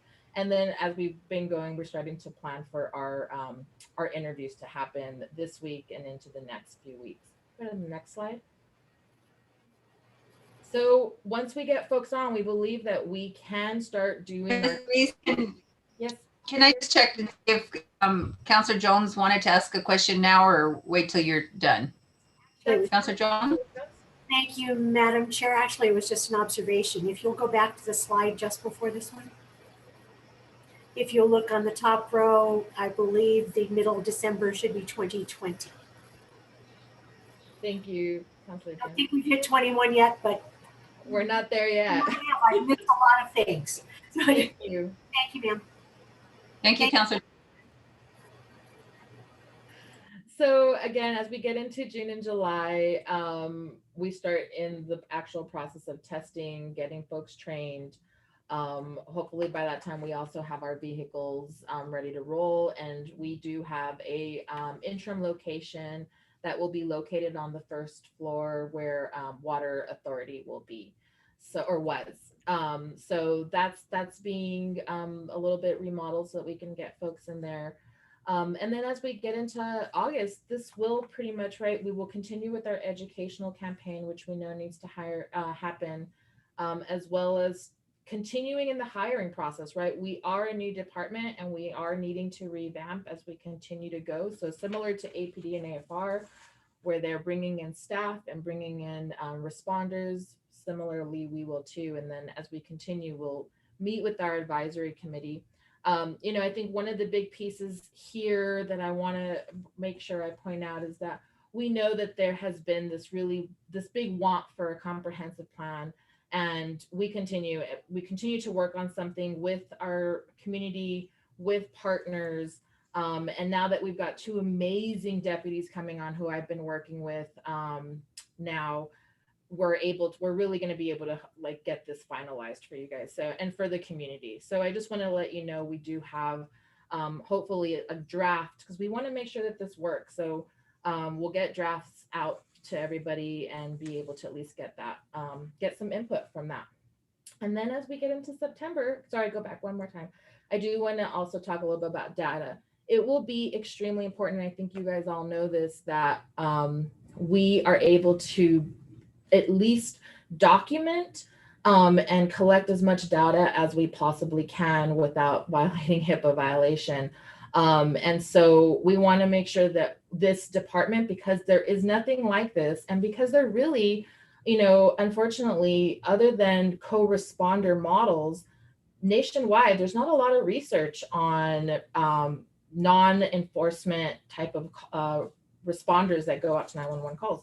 I was just talking to our UNM's School of Research, who does a lot of that, and they're like, there's just not a lot, and we sit on these also national calls, and so we're paving the way, and we hope that we can make sure that the data is really representative, and it helps us through the next year before we get into an evaluation program that hopefully we'll be able to start to see what was the good, what was the bad, what needs to be changed. And then the last thing is our 988, right? 988 is huge. There's a lot of money being put at it. It's the crisis line that the state is working on, and we are working with them in partnership. And so we hope to be able to integrate that into our system as well. Councillor Benton had a question. Thank you, Madam Chair. Director Reese-Angel, I wanted to echo the kudos. This is, just this timeline that you're showing and what you've presented so far is not, I guess, could not be characterized as a comprehensive plan. Maybe that was a bad terminology we had in our objectives last year. But this is exactly, I think, the questions that we had then, and they're being answered now. And I'm very excited to see what you're doing here. I have one quick question talking about community partners. I'm assuming those include people like Healthcare for the Homeless, just as an example. So I see you nodding. And then, in terms of street outreach and the issues of what we would call, I guess some people call sort of somewhat cynically, the frequent flyers of people living on the street who use up tremendous amount of public safety resources on the law enforcement side and I'm sure on the fire and rescue side. It made me think of one of them, and that's Albuquerque Street Connect, which I've heard so many good things about from the police department specifically, about how they really focus on those persons who are using the most of our resources. I'm assuming that would be the kind of group that you would be in close contact with or anticipate being. So. Chair Pena and Councillor Benton, this is Sarita. I just wanted to pipe up here because before Mariella's time in this department, I believe it was you, Councillor Benton, who bumped up the Street Connect funding a couple of years ago, and really have been a strong supporter of this program.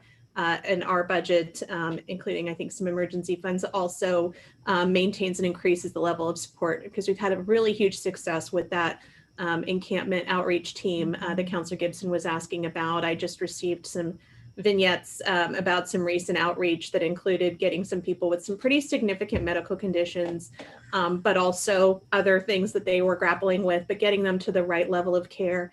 And with the Gateway Center coming on board, I think we're going to be able to just geometrically increase the potential of Street Connect and Healthcare for the Homeless, because we'll have that point of entry, that front door into the system. But I also just wanted to take a moment to sing Director Reese-Angel's praises in her ability to build this coalition and this group of folks who were on the planning committee, but also many other groups like the Coalition for Safer Albuquerque, who she meets with all the time, and has done just such a good job of getting their input as well as their support. And I think that's reflected in the level of detail that you are now able to see from this department. Thank you. And I want to add, Councilor Benton, you know, because we don't have, although we do have pretty good training with the police and the fire, and we will use some of it, I think we're going to have to set the standard for how we work. So I have already reached out to many of those partners who we want to be able to contract with in those initial trainings that we have, and then potentially in continuing education. Some of them have even offered to do it for free, but we definitely want to make sure that we you know, show that we value their expertise and their work. So that is what we're hoping to do, at least in this first year, until we can potentially start doing a train the trainer and start bringing in our own house trainers. Great, thanks. Yeah, and I think building that capacity is something we're always talking about in the nonprofit community and these great partners we have. Thank you, Madam Chair. Thank you, Councilor Benton. Council President Borrego, followed by Councilor Sena. Thank you, Director Ruiz Angel. This level of detail is great, and it's really putting together in my mind how this department would function. I actually have a couple of questions, though. With regard to the integration of 988, and I don't see that detail yet, and I know you guys are still working on it, but one of the big questions that I have is with regard to the state. You said there would be some coordination between the city and the state, and I happen to know that the city and the state systems do not communicate right now. So how have you guys thought about how that hotline, I mean, would we be looking to the legislature to give us funding, or how would we create that hotline? So Councilor, thank you, Councilor Borrego. So currently 988 is going to be implemented very similarly to the way that our New Mexico crisis hotline works, right? NMCal. So currently NMCal is funded. It's a free hotline for the state of New Mexico. And they've actually already integrated in many cities across New Mexico as a form of like almost a fourth option, right? If it's a low acuity, somebody who might be dealing with depression, our dispatchers across New Mexico, some of them are already transferring some of those calls. And I know it's something that we've been in the talks with for our dispatch and for ACS. 988 will function very similarly, I think. It's going to be a free hotline, and I think we will need to figure out, we're at the very beginning stages, those funds just were released this year. So the state and myself and others from across the state are on a pretty much a weekly call at this point to discuss how this will be implemented. Nobody really knows yet on how we will, how dispatches will work, who will go out, where we'll need to put money towards in regards to responders. It's all being fleshed out, and I'm happy to give updates on that process as we continue down that path. But right now, I think everyone's just trying to figure out what does 988 mean for the state of New Mexico, and where do we start to build it out? Who needs it the most, right? And we're lucky enough that Albuquerque has a ton of partners and support, but you think about places like Española or even more rural, right?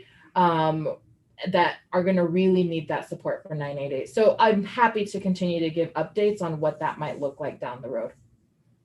Well, and you know, what comes to mind also is, I know fire got that communication system money. And I just wonder, you know, so just something to think about is how it interacts with that new communication system that they were implementing in the last couple of years. So I'll just be looking for that, you know, those reports. But the other question that I have is with regard to the new department. Where will it be physically located?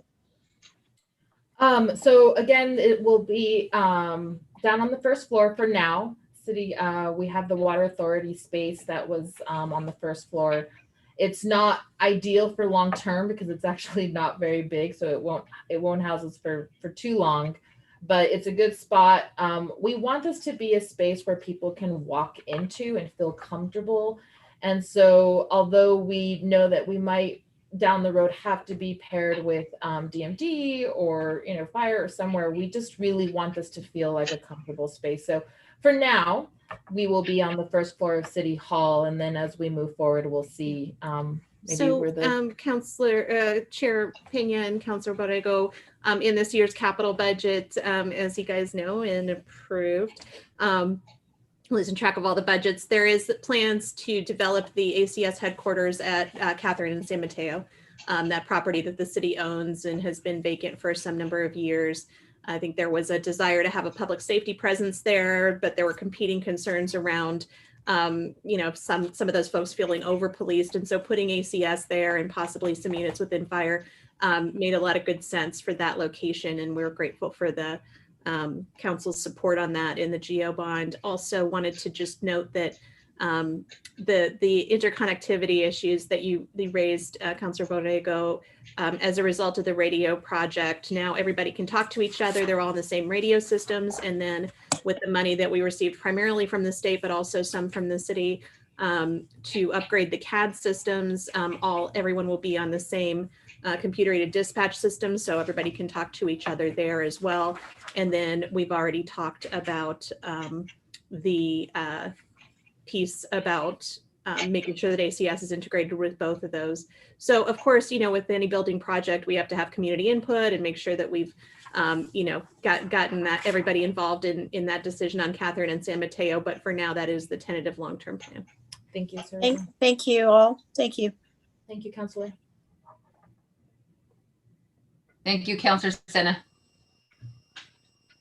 Thank you, Madam Chair. I do kind of want to copy some of those sentiments, of what everyone's been sharing, and just that we're building this out.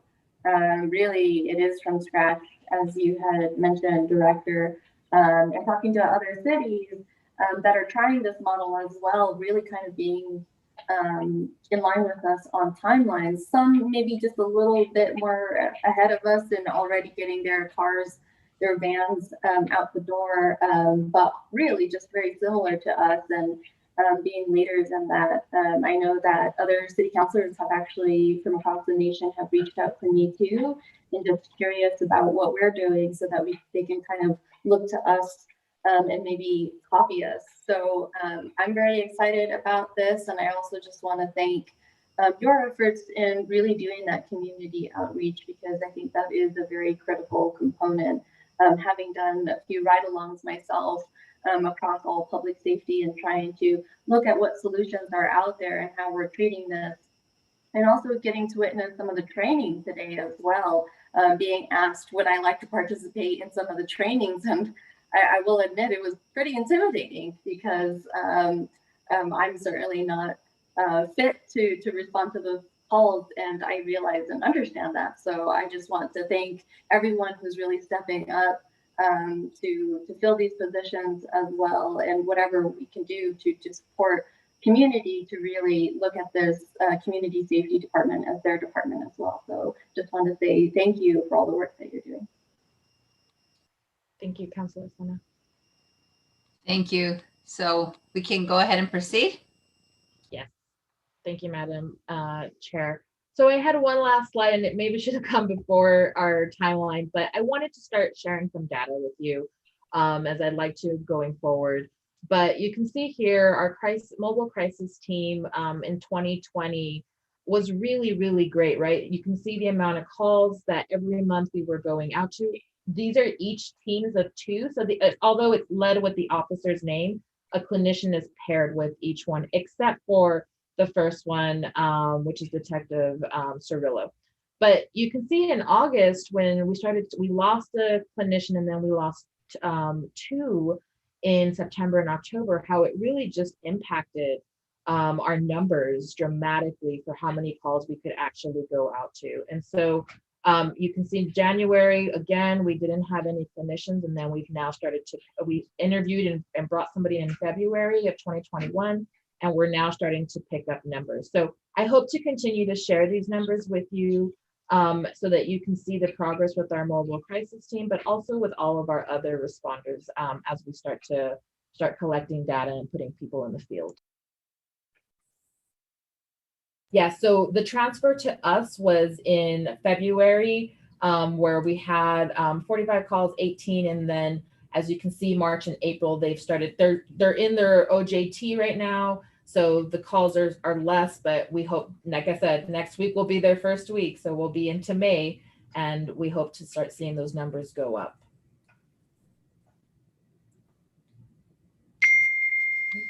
And that's it. That's the end of your presentation. Okay, well, if there's no additional questions, I just have I guess a question to be answered later. If you could just let me know kind of the hours of operation for the mobile crisis teams. Yes, so I will. I'll send you a private, but our hope is 24/7 as we grow. But where we're at now, we'll have to meet the demand. So we're pulling up all of our different hours where we know that there'll be lots of calls in certain areas. So we want to make sure that we schedule accordingly.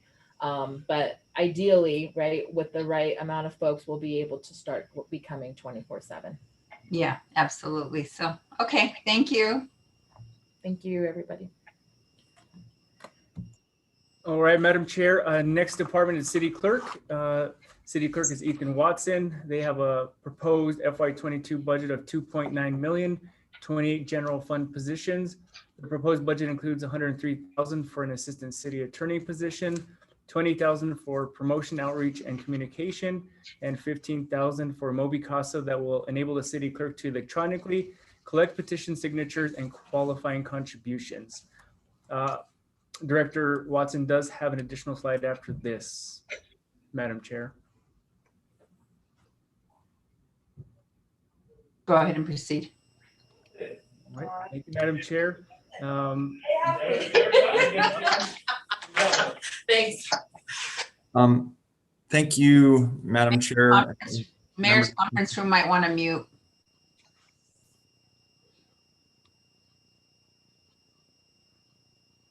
Go ahead and proceed, sorry. Thank you, Madam Chair and members of the committee. I'm always excited to talk about records, elections, and hearings, even if no one's excited to hear about it. But we have a brief overview here of some of the election costs as it's election season currently. We are preparing a report to council about the general costs related to the Open and Ethical Election Fund. These costs, I should note, don't break down by fiscal year because the election cycle doesn't run across the fiscal year very cleanly. But I did think it was relevant to give the council just an overview of some of the costs we anticipate. We are looking at between 20 and 40,000 for the professional technical services of our election auditor, around 15,000 for the maintenance of the public finance and petition website. That is the white paper we're requesting. We anticipate between 50 and 75,000 related to our outside counsel who we retain for the Board of Ethics and election questions by ordinance. And we anticipate between 20 and 30,000 for temporary employees for processing petitions and qualifying contributions. There is a reserve in the budget being proposed for around 1.5 million related to a potential runoff. We worked with the county on those numbers, and as noted in my slide, because it's a citywide election this year, there's going to be more polling places that need to be opened, and so this will be more expensive than the election in 2019. So I'm here for any questions that the council has. Are there any questions? Seeing none, I think Councillor Sena. Thank you, Madam Chair. I'll just be brief. I know the Office of the City Clerk doesn't get recognized that often, but I just wanted to mention after touring with the Fire Marshal's office and the undertaking of taking all the records and putting it through, and then also seeing that the City Clerk's office is having to really digitize everything. Just wanted to recognize you for that, because that is a huge undertaking of putting everything so that it's easy, accessible to our community. So just wanted to say thank you. Thank you, Madam Chair and Councilor Sena. We did digitize, I think, over 500,000 city records last year, and we are on track to digitize about that amount again this year. And it has been a huge undertaking. We're primarily focusing on records that really don't require a lot of redaction, because we're often able to put those online and then hopefully eliminate public records requests is the goal, because people could then find the records without submitting a request. It is a big project, but also very exciting. And we thank you for the recognition on that, Councilor Sena and committee. Thank you. With that, we'll go ahead and proceed, Lawrence. Thank you, Madam Chair. Next department is Arts and Culture. Director Shell Sanchez. FY22 proposed general fund budget of 45.8 million, 392 general fund positions. The proposed budget includes 805,000 for the mid-year creation of 10 full-time and 4 part-time positions to support the International District Library. 700,000 in non-recurring funding for the initial setup for the online ticketing system. That's 350,000, and funding for library automation and technology at 350,000. Next, we have 1/4 year funding of 116,000 for 7 full-time positions and 95,000 in operational to support the Australia and Heritage Farm CIP coming online project. Last, we have 180,000 to increase the security at Tingley Beach. And Dr. Sanchez has a few very good slides of the International District Library coming up. Thank you. Director? Madam Chair, committee members, thank you so much. We're really excited to share one of our highlights that's coming up this year, and one of our amazing projects that's underway. So as many of you know, we have our 19th library under construction. It'll open in the International District and on Central, and it's about 25,000 square feet. So I'm sure most, if not all of you, have been to the Central and Unser Library, which is a beautiful resource in our community. This is very similar in terms of size and scope, just at the other end of Central. High efficiency, heating, cooling, lighting. This is a really important part of this design. There's going to be a big focus on world language collections at this library because it's in the International District Library, and that is one of the things that was very important to the community as we were meeting with community to talk about programming. It has a community room there. One of the special things about this community room is that it has a wood floor. So it's also a space where we can have dance classes, and it's a nod to what was previously on the site, the Caravan East. So that's going to be a lovely part of continuing the history of that space. We're going to have a community plaza. This is called the Story Plaza. We'll have installations, events, gatherings. It's another very important space that the community identified throughout our community planning in that neighborhood. And then all the things that you would expect in any of our modern libraries. So conference rooms, study rooms, reading rooms, these are all very popular spaces across our libraries. Next slide. So in that previous slide, you saw what it's going to look like. This is what it looks like today. We're right on schedule with construction planned to complete in mid-October, opening to the public in November. So this is one of our larger branches. It'll be 7 days a week, 56 hours of service. Again, very much like Central and Unser in terms of the number of hours. We have 5 libraries across the city that are open 7 days a week. And then we'll have 14 staff and 2 outreach positions. And these outreach positions, we've been working with similar positions in the main library. These are really important to help us with a lot of social services on staff. We've found that these positions help with a lot of our unhoused neighbors, as Director Pierce likes to say, and this has been a really successful part of what we've done in our libraries across several branches. So I stand for any questions. Thank you. Thank you, Director. And I'm going straight to Councilor Davis, who is proud as can be. I got to tell you, I am so excited to see this happen. And Shell, Dr. Sanchez, to your team and to the library's team in particular, and Dean, I really want to say, y'all really did a fabulous job picking up from the community input, figuring out what was unique about the needs of this community, and building this facility, designing this facility to that. The cool, weird things that are part of this, and that's not the right word, but they're unique and they're quirky, and they're deliberately designed to address those community issues. Even better, that last little thing in little bitty text says it's on schedule and on budget. That is no small accomplishment for you and DMD and our whole finance team, especially where we are right now. But it is a huge marker for East Central. Thank you very much. And thanks to this council and the administration for keeping it out front, despite all of our other getting pulled in so many different directions. This is going to be very cool. And those outreach positions really are just fabulous. We've heard from our downtown service providers that it's a good process for addressing non-law enforcement issues in a non-law enforcement way as a social service. So kudos to that.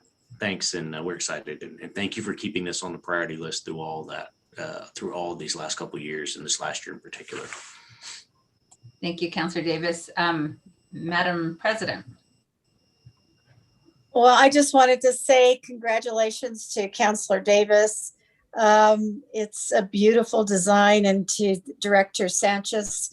We're going to be taking some lessons from you, Councilor Davis, as we move forward, and Director Sanchez, as we move forward with the Cibola Loop Library and design. It's going to be, I'll tell you, it's going to be weird to think about Caravan East or West or whatever it was that was there, and now you walk in and there's this beautiful library. So not that I ever went there.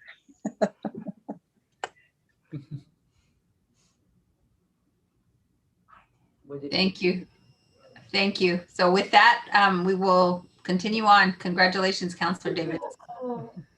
Thank you, Madam Chair. Next department's Economic Development, Director Cynthia Jaramillo. FY22 proposed general fund budget of $6.2 million, 19 general fund positions. The proposed budget includes $154,000 for a mid-year creation of a deputy director position, $153,000 for the small business office to better support the small business community, and $250,000 for the Metropolitan Redevelopment Agency to provide training, other professional services, and additional contracts to support the Office of MRA. And Director Jaramillo does have one slide after this slide. Great. Thank you, Madam Chair and City Councilors. Much like every other department that you have heard from today, your economic development team has worked on a number of high impact projects since the onset of the pandemic. But today, I'd like to highlight one particular project that happened smack dab in the middle of the pandemic, and that is the establishment of the Albuquerque Minority Business Development Center. The center opened in December of 2020 with a grant from the U.S. Department of Commerce Minority Business Development Agency. Now, this center is designed to provide supportive services to mid-sized minority-owned businesses, not just in Albuquerque, but throughout New Mexico. The center provides qualified businesses with access to capital, access to opportunities with contracts and markets, and it really provides business support through technical training, events, and networking. Right now, digital networking, but when hopefully soon that networking will happen in person. Importantly, the center will maximize its impacts by really focusing on contract procurement in high growth industries, such as space technology, film and digital media, directed energy, and biosciences. The center is also working the center is really an example of economic development's recognition that economic development in high growth business sectors is typically regional, not limited to a single city. And so this office is focused statewide. And this kind of thinking really marks an evolution in our efforts to really achieve broad-based economic development and really eliminate geographic borders to inclusivity. And I just like to note that companies that participate as clients are companies that have demonstrated $1 million or more in annual gross revenue, or they have demonstrated rapid growth with $500,000 or more in revenue. And companies must be 51% minority owned. And also like to point out that since December, since we opened, that the center has 50 minority businesses that have signed up to be clients, and happy to provide some success stories at a later date. But that is the highlight of economic development's efforts during the pandemic. And I stand for any questions. Are there any questions? Councillor Sena.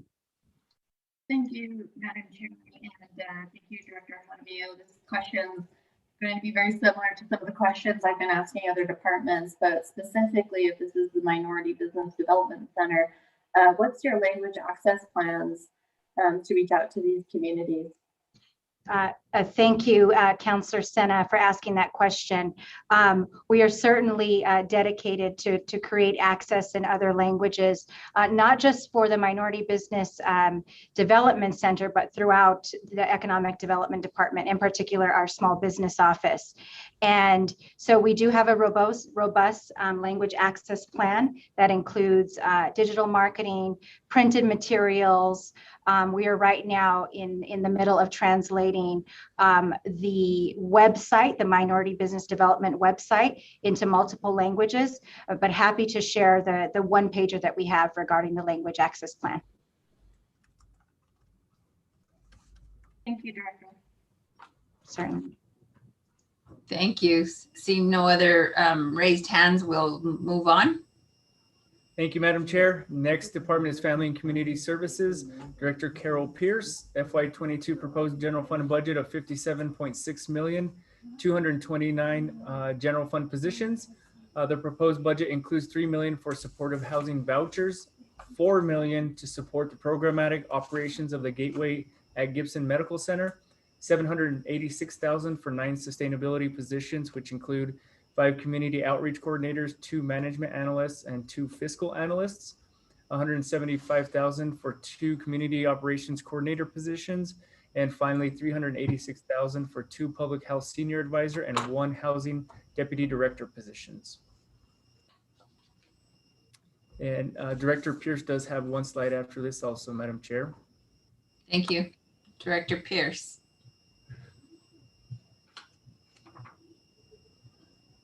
Thank you so much, Councilor Pena and Mr. Davis. So supportive housing vouchers, this is the topic that we've also been presenting to City Council, and the supporting housing vouchers. And just to remind folks on this first bullet point, this is where we are providing rental assistance to subsidize the rent along with support. And these are for people that need that extra case management assistance, and that combined with a voucher equals really that stability that people need. And with the generosity of our FY21 budget, we've had over 9 million was appropriated for supportive housing, and that's roughly leading to 900 people who were previously homeless receiving those supportive housing vouchers and being housed. We are on track for that. As of the end of the third quarter, we've had 773. And as we've talked about, we've got a really good system of monitoring those contracts. Deputy Ubal does that with her team on a monthly basis to really see that our contracts are in in sync and in timing to getting those vouchers into the hands of the people that need it. The budget this year, we're asking for 1 million in reoccurring funding, as well as 2 million of non-reoccurring funding. And this will approximately house 175 to 200 homeless households. And what we've been doing is we will, with this new money, and as we did with our prior money, it would go out to an RFP and we would select the agencies that are able to get those housing vouchers out into the people, in the hands of the people that need it, as well as really connect it with them with the case management supports that are also needed. Thank you, Director. We have Councilor Davis has a question. Thank you, Madam Chair. And Director, thank you so much. And it's been exciting to watch the process develop at Gibson Medical Center. I think we're excited that there are a number of community meetings happening, and that includes some providers and neighborhoods. But you know, one of the questions we will have from our neighbors, and I'm sure we can develop this a little more in writing in questions, but the administration is currently proposing about a $4 million operating budget for the Gibson Medical Center, along with our mostly to be run by our provider partners, I think. But can you tell us how that number was arrived at, or should we maybe more consider that a placeholder budget until we develop the operating plans? What could we expect? What kind of detail could we expect from the department regarding Gibson during the budget process? Chairwoman Pena and Councilor Davis, let me just pop in here to zoom out just for a minute. We have the budget for Gibson Medical Center divided into two pieces. One, it has to do with the actual facility, which, as you know, has many tenants and we require operations and maintenance. That budget lives within the Department of Municipal Development, and you'll be hearing that in the next budget hearing. And you already have that with you as part of the larger budget proposal. The $4 million in the FCS budget then is dedicated to the operations of the actual facility. I know you understand that, Councilor Davis, but just for the public watching, we just want to be clear that that is dedicated for the actual running of programs. And it is, you know, we're anticipating that it'll be for a stub period and not for the entire year. But the basis for calculating that was really looking at the operations of the West Side Emergency Housing Center and considering that at least in the first year, the contract and the scale of the contract will be about the same size, even though it'll be very different in nature, obviously housing way fewer people, but having much more services. We figured that would kind of offset, and that's how we came to that number. Madam Chair and Madam CAO, thank you. You said the magic word, which is we know it's gonna, we sort of know what the concepts are, but I think we're looking at different numbers of people and different mixes of those to provide the right services. And I'm sure we'll develop that going forward. So I appreciate it. And as you said, I think it's really important that we point that out for the members of the public that are really anxious to see how we develop this process. So thank you. It's good to know we have money available to provide those services. And we do have time to develop those plans before the budget comes online in July. So thank you. I appreciate that. Thank you. Thank you. I don't see any other hands raised with the hand raise function, so we will move on. Thank you, Madam Chair. Next department is Parks and Recreation, Director Dave Simon. FY22 proposed general fund budget of 46.6 million, 310 general fund positions. The proposed budget includes 607,000 to support the department's urban forestry activities, and one position is also included at a cost of 233,000 for the Candelaria Nature Preserve. 1.9 million for 2 spray pads, one at Alamosa and the other at Westgate. 327,000 for the Balloon Fiesta Summer Recreation Program. 159,000 for the McKinley Community Bike Education Center, which is 3 full-time equivalent positions. And finally, 350,000 for the USA Cycling National Championships. And Director Simon does have a slide after this one, Madam Chair. Thank you. Director Simon. Good afternoon, Madam Chair and council members. We could sort of take the conversation outside a little bit. We appreciate all your support. You know, over the last year, I'd say we've tried our best to have accomplishments for our citizenry. You know, I think I'd have to say, given how challenging a year it's been, that, you know, our leading accomplishment has been to accommodate record uses of parks, open space, and trails over the last 12 months. We have just never before in our history of our city seen how important these spaces are to the public. And of course, we've been trying to keep them open.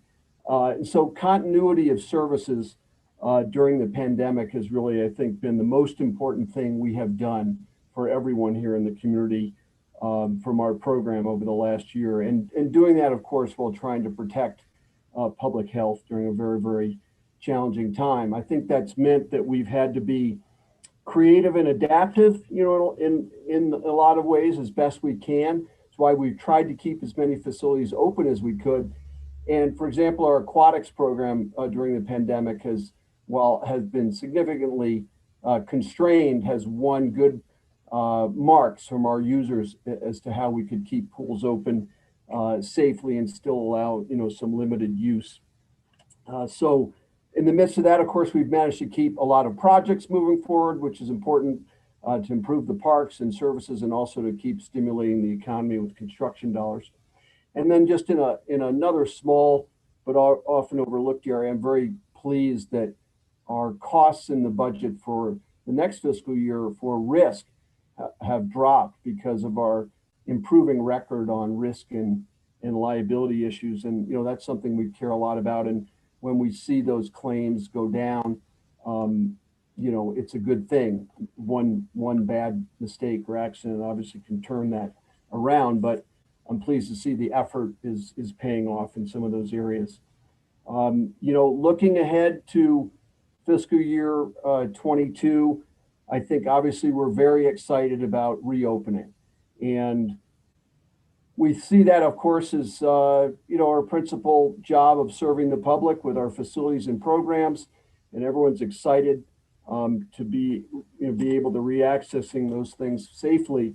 But also, I think we will be an important player in helping to in our economic recovery for our city and our region. I think sports tourism can play a particularly important role there, and we're very excited about some of the things that we've been working on that we hope will pay off, over the next year. Obviously, we've got a lot of renovations and projects still underway, more $1 million plus projects, I think, going on at one time than in a long time. And those include pretty significant projects for us that'll come to fruition at Wilson Park, launching new efforts at Borellis Park. A great new renovation will break ground at Phil Chacon. We have the Alameda Trail through the North Valley that I think we're getting ready to launch into next year, and many, many other large, medium, and smaller projects that will keep going. With respect to the fiscal year budget itself, Lawrence, of course, hit the highlights there. I kind of put the new requests into these 5 main categories of priority for parks. And it starts off with, as I said, our role potentially in helping an economic recovery. And we're very, very excited that our city's going to be beginning to reopen and be able to host large sporting events. And the governor's announcement yesterday is very positive from that respect, and supporting the USA Cycling Masters Championship is it's a perfect time. We're going to be positioned here in Albuquerque to take advantage of a lot of pent up desire for the American public to travel and to go and do things that they've been unable to do for the past 12 months. The Urban Forestry Initiative, of course, is extremely important to the health and vitality of our city in many, many ways. And this budget proposes an excellent step in a phase 2 of the Let's Plant Albuquerque project, which is really a partnership among the city of Albuquerque and many other public and nonprofit and community players. Obviously, with all this use in the parks, we have a lot of core maintenance needs, and I'm very, very proud of how our staff has hung in there over the pandemic. As I said, keeping the parks open has been a big accomplishment, but that really is the result of a dedicated staff who had to show up every day. At times we were significantly constrained by COVID-related impacts on leave and of course on health. But our staff hung in there, but we definitely see growing maintenance responsibilities to try to keep the parks in good shape and make them better. So we have some proposals to enhance core maintenance functions, and these, if funded, these will make really good improvements in some of our newer parklands that we've taken on at the New Mexico Veterans Memorial, where we're assuming a step forward role in that very, very important and sacred space. As Lawrence mentioned, we're looking forward to ramping up a new community bicycle shop. And then some of the other proposals, like adding in mechanic and project managers, those will lead to greater output and accomplishment in getting projects done faster for you and for the public. And in the case of the mechanic, keeping our equipment operational and in service, and keeping our crews working productively when we can fix and turn things around faster. So these are all geared to improving service, to our Bracanio residents and citizens. Of course, our open space program is one of the most popular programs we have, and one of the greatest things about Albuquerque, and the benefits we've seen from it over the last year have been extraordinary. And we want to continue to expand those benefits and reach more people with them, using an equity lens and trying to extend the open space program in new ways to as many people as possible. The Candelaria Nature Preserve is a specific project that is now coming online, but we see just enormous opportunity to improve our service and equitable service to the public through the Open Space Division's role in very important other aspects of greening our city and green spaces, such as how we ramp up and support community gardens and greening up other small spaces and using those as respites and places for citizens to recreate themselves through nature, and of course to teach children about nature as much as possible in the places that they live. Not everyone is able at this point to get frequently to our larger open space areas, and we want to bring those programs to more people, and that's one of the goals of the Neighborhood Open Space Program. Last but certainly not least, because it's first in the minds of the public, is our progress in trying to improve safety and security in the parks. And while the positions are not attached to the PRD budget directly, in this year's budget is also an excellent package of dedicated positions that would be assisting parks to the DMD security division. And this is, again, the results of some experimenting we've done with our partners at DMD, and having these positions funded and dedicated to parks, we think will be a great step forward in making parks safer for all. So with that, I would stand for any questions. And again, I appreciate your time and support. Thank you, Director. Councilor Bassan. Thank you, Madam Chair. So Director, I know that we haven't gotten to our next meeting where we're going to discuss DMD, but one of my questions was why the $59,000 reduction in park safety? And is that the answer, is because it's moving over, security and safety is going to be moving over to DMD? Madam Chair, Councilor Bassan, thank you for your strong interest in park safety and security. Those dollars that we lost, I believe, were one-time dollars, and this budget, proposed budget, is far better for park safety and security than last year's budget. In addition to the DMD positions, which will be dedicated to parks and recurring, we're slated to receive, we have other security funds in the budget, as well as through the council's actions, there's $500,000 in the general obligation bond package for one-time physical security improvements. So as a whole, this budget is a great step forward for safety and security in the parks.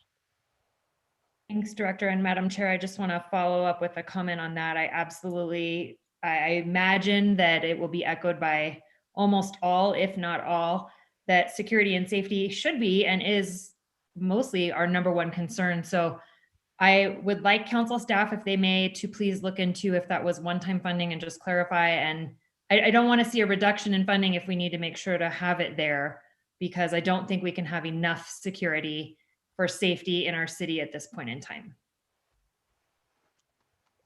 Thank you, Councilor Bassan.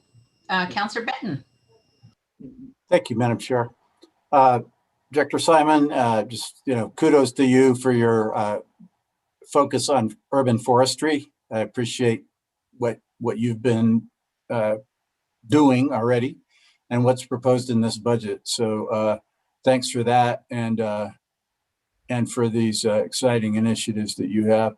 I just have one question. And I guess I had seen it in the budget book that we got, and that was the 1.9 million for 2 spray parks, which would normally, I think, be considered part of the capital budget.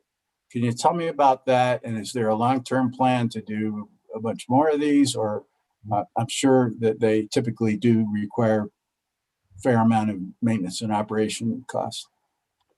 Madam Chair, Councilor Benton, thanks very much. Equitable distribution of the public's access to aquatic facilities, I think, is very important for our city. And it's one of the best ways we can expand park benefits fairly and again, equitably around our community. It's an area where I think our city, when we stack up against other cities of our size and sort of dimensions, where we aren't where we should be with access to aquatic facilities. So yeah, we have looked at places where we can use spray pools or spray pads to help increase access to aquatics. And as it gets warmer, people appreciate the chance to cool off.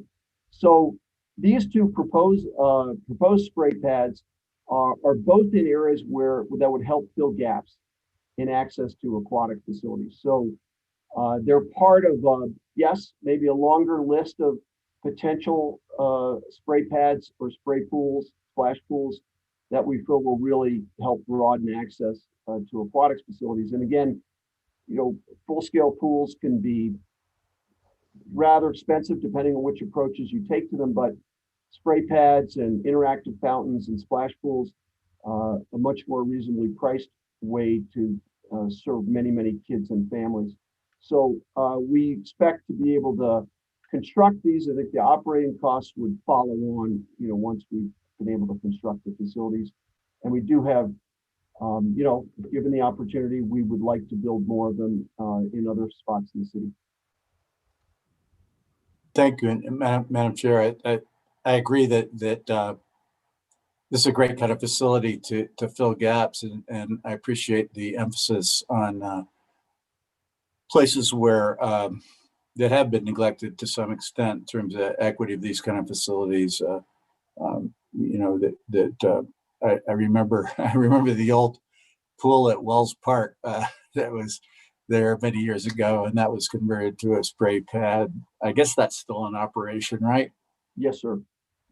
So, I mean, these are, communities that can really enjoy them, and especially if they can, people can walk to them. I just found it unusual to see it, that big of a tag of a capital project within the operating budget.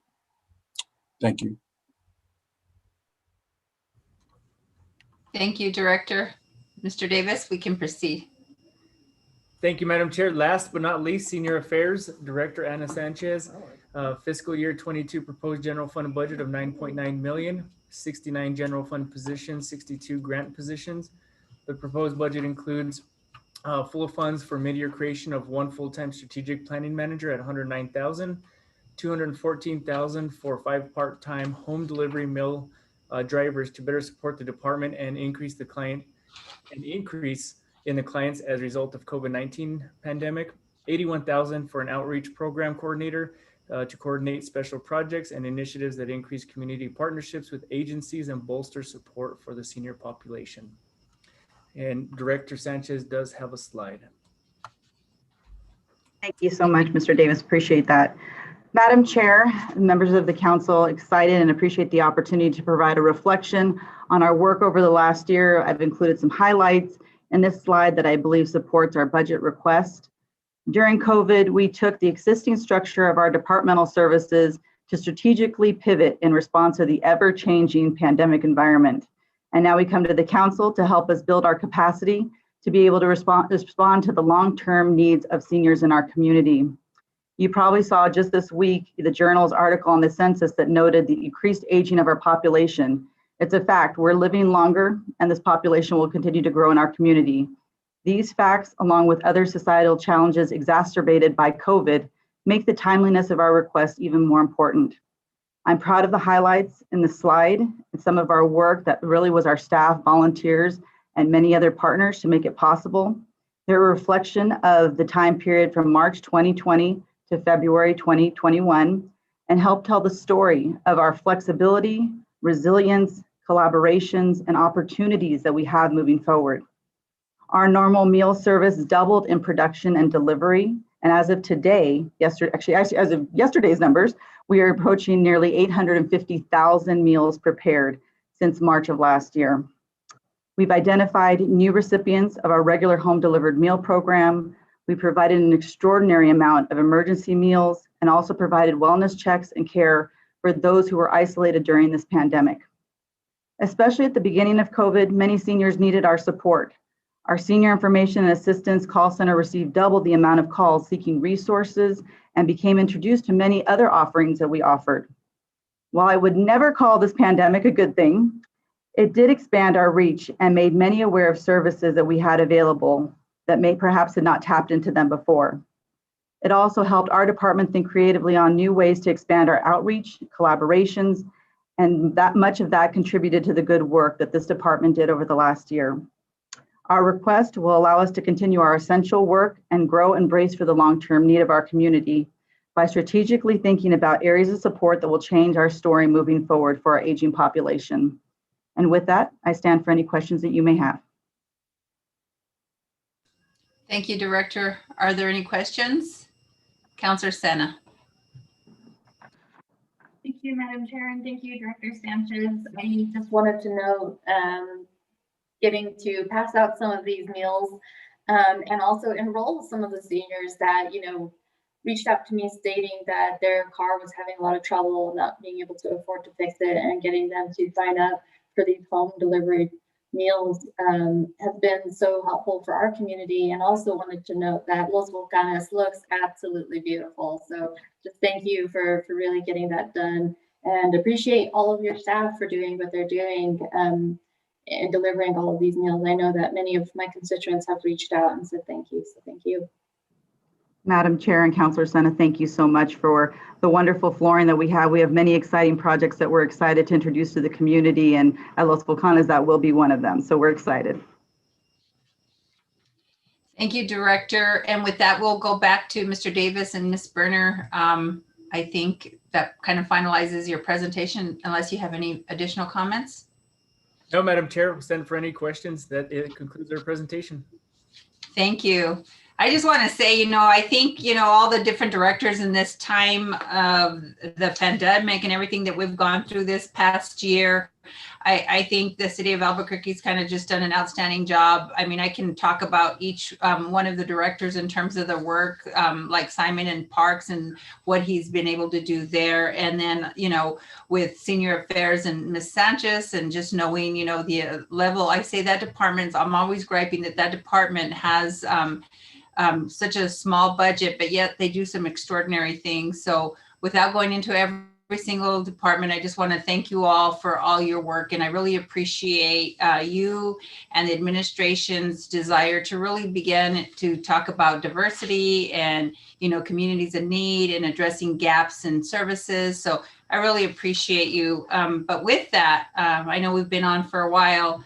I will go on to item A, which is R147, appropriating funds for operating the government of the city of Albuquerque for fiscal year 2022, beginning July 1, 2021, and ending June 30th, 2022, adjusting fiscal year 2021 appropriations and appropriating capital funds. I move a deferral to May 6th.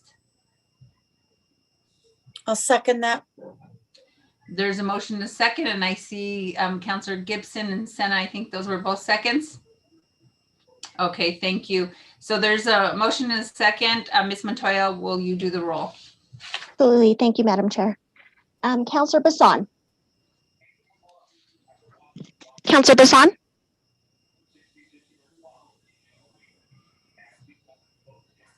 Councilor Bassan.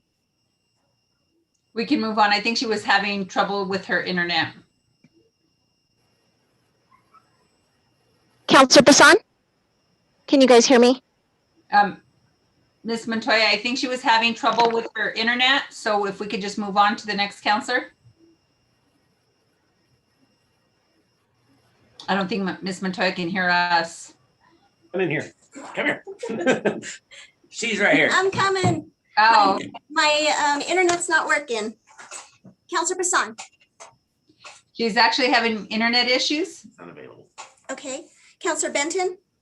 Yes. Counselor Borrego. Yes. Counselor Davis. Yes. Counselor Gibson.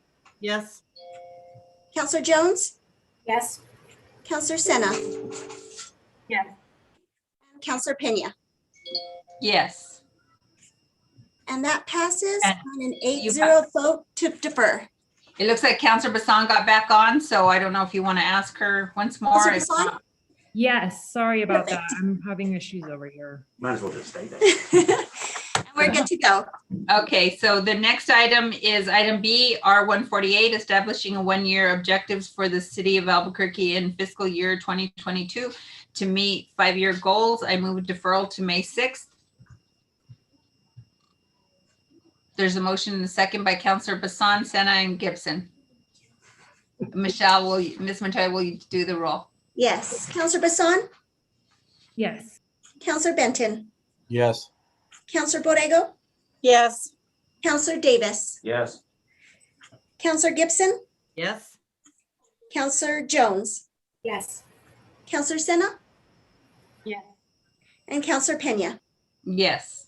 And that passes on a 9-0 vote to defer to May 6th. Thank you. And now we're on item C, R157, approving the request and authorizing the use of direct funding available from the American Rescue Plan Act of 2021 for the purposes of pandemic response, pandemic recovery investments, and support for vulnerable populations. I move a deferral to May 6th. There's a motion and a second by the same three counselors, Borrego, Gibson, and Senna. Counselor Bassan. Yes. Counselor Benton. Yes. Counselor Borrego. Yes. Counselor Davis. Yes. Counselor Gibson. Yes. Counselor Jones. Yes. Counselor Senna. Yes. Counselor Pena. Yes. And that passes on a 9-0 vote. Thank you. We are now on item D, Counselor Davis and Benton. Thank you, Madam Chair. In the interest of time today, I think it's not necessary that we have a prolonged discussion. We've had some positive conversations with the administration, and we all agree to continue to do that.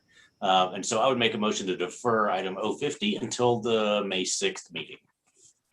Thank you, Counselor Davis. And 050 is amending Chapter 2, Article 11 of the revised ordinance of Albuquerque, the city budget ordinance related to the preparation and adoption of the annual operating budget of the city of Albuquerque. There was a motion for deferral, and it looks like there's a second from Counselor Borrego, and it looks like maybe Counselor Benton has a question or a comment. I was just seconding it. Oh, thank you, Counselor Benton. So with that, Ms. Montoya, will you do the roll? Yes. Counselor Bassan. Yes. Counselor Benton.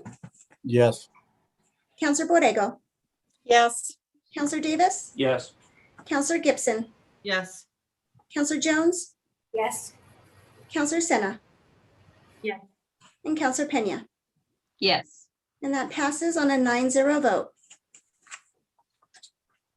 Thank you, Ms. Montoya. And I just want to just do a quick little announcement. And I first of all want to thank all the counselors. I really appreciate, we had issues with speeding. I kind of brought it up to a few counselors, talked about how speeding was one of the #1 calls that I was getting in my district in terms of my constituents, talking to other counselors and knowing that a few other counselors had mentioned it previously, that, speeding was a huge issue in the respective districts.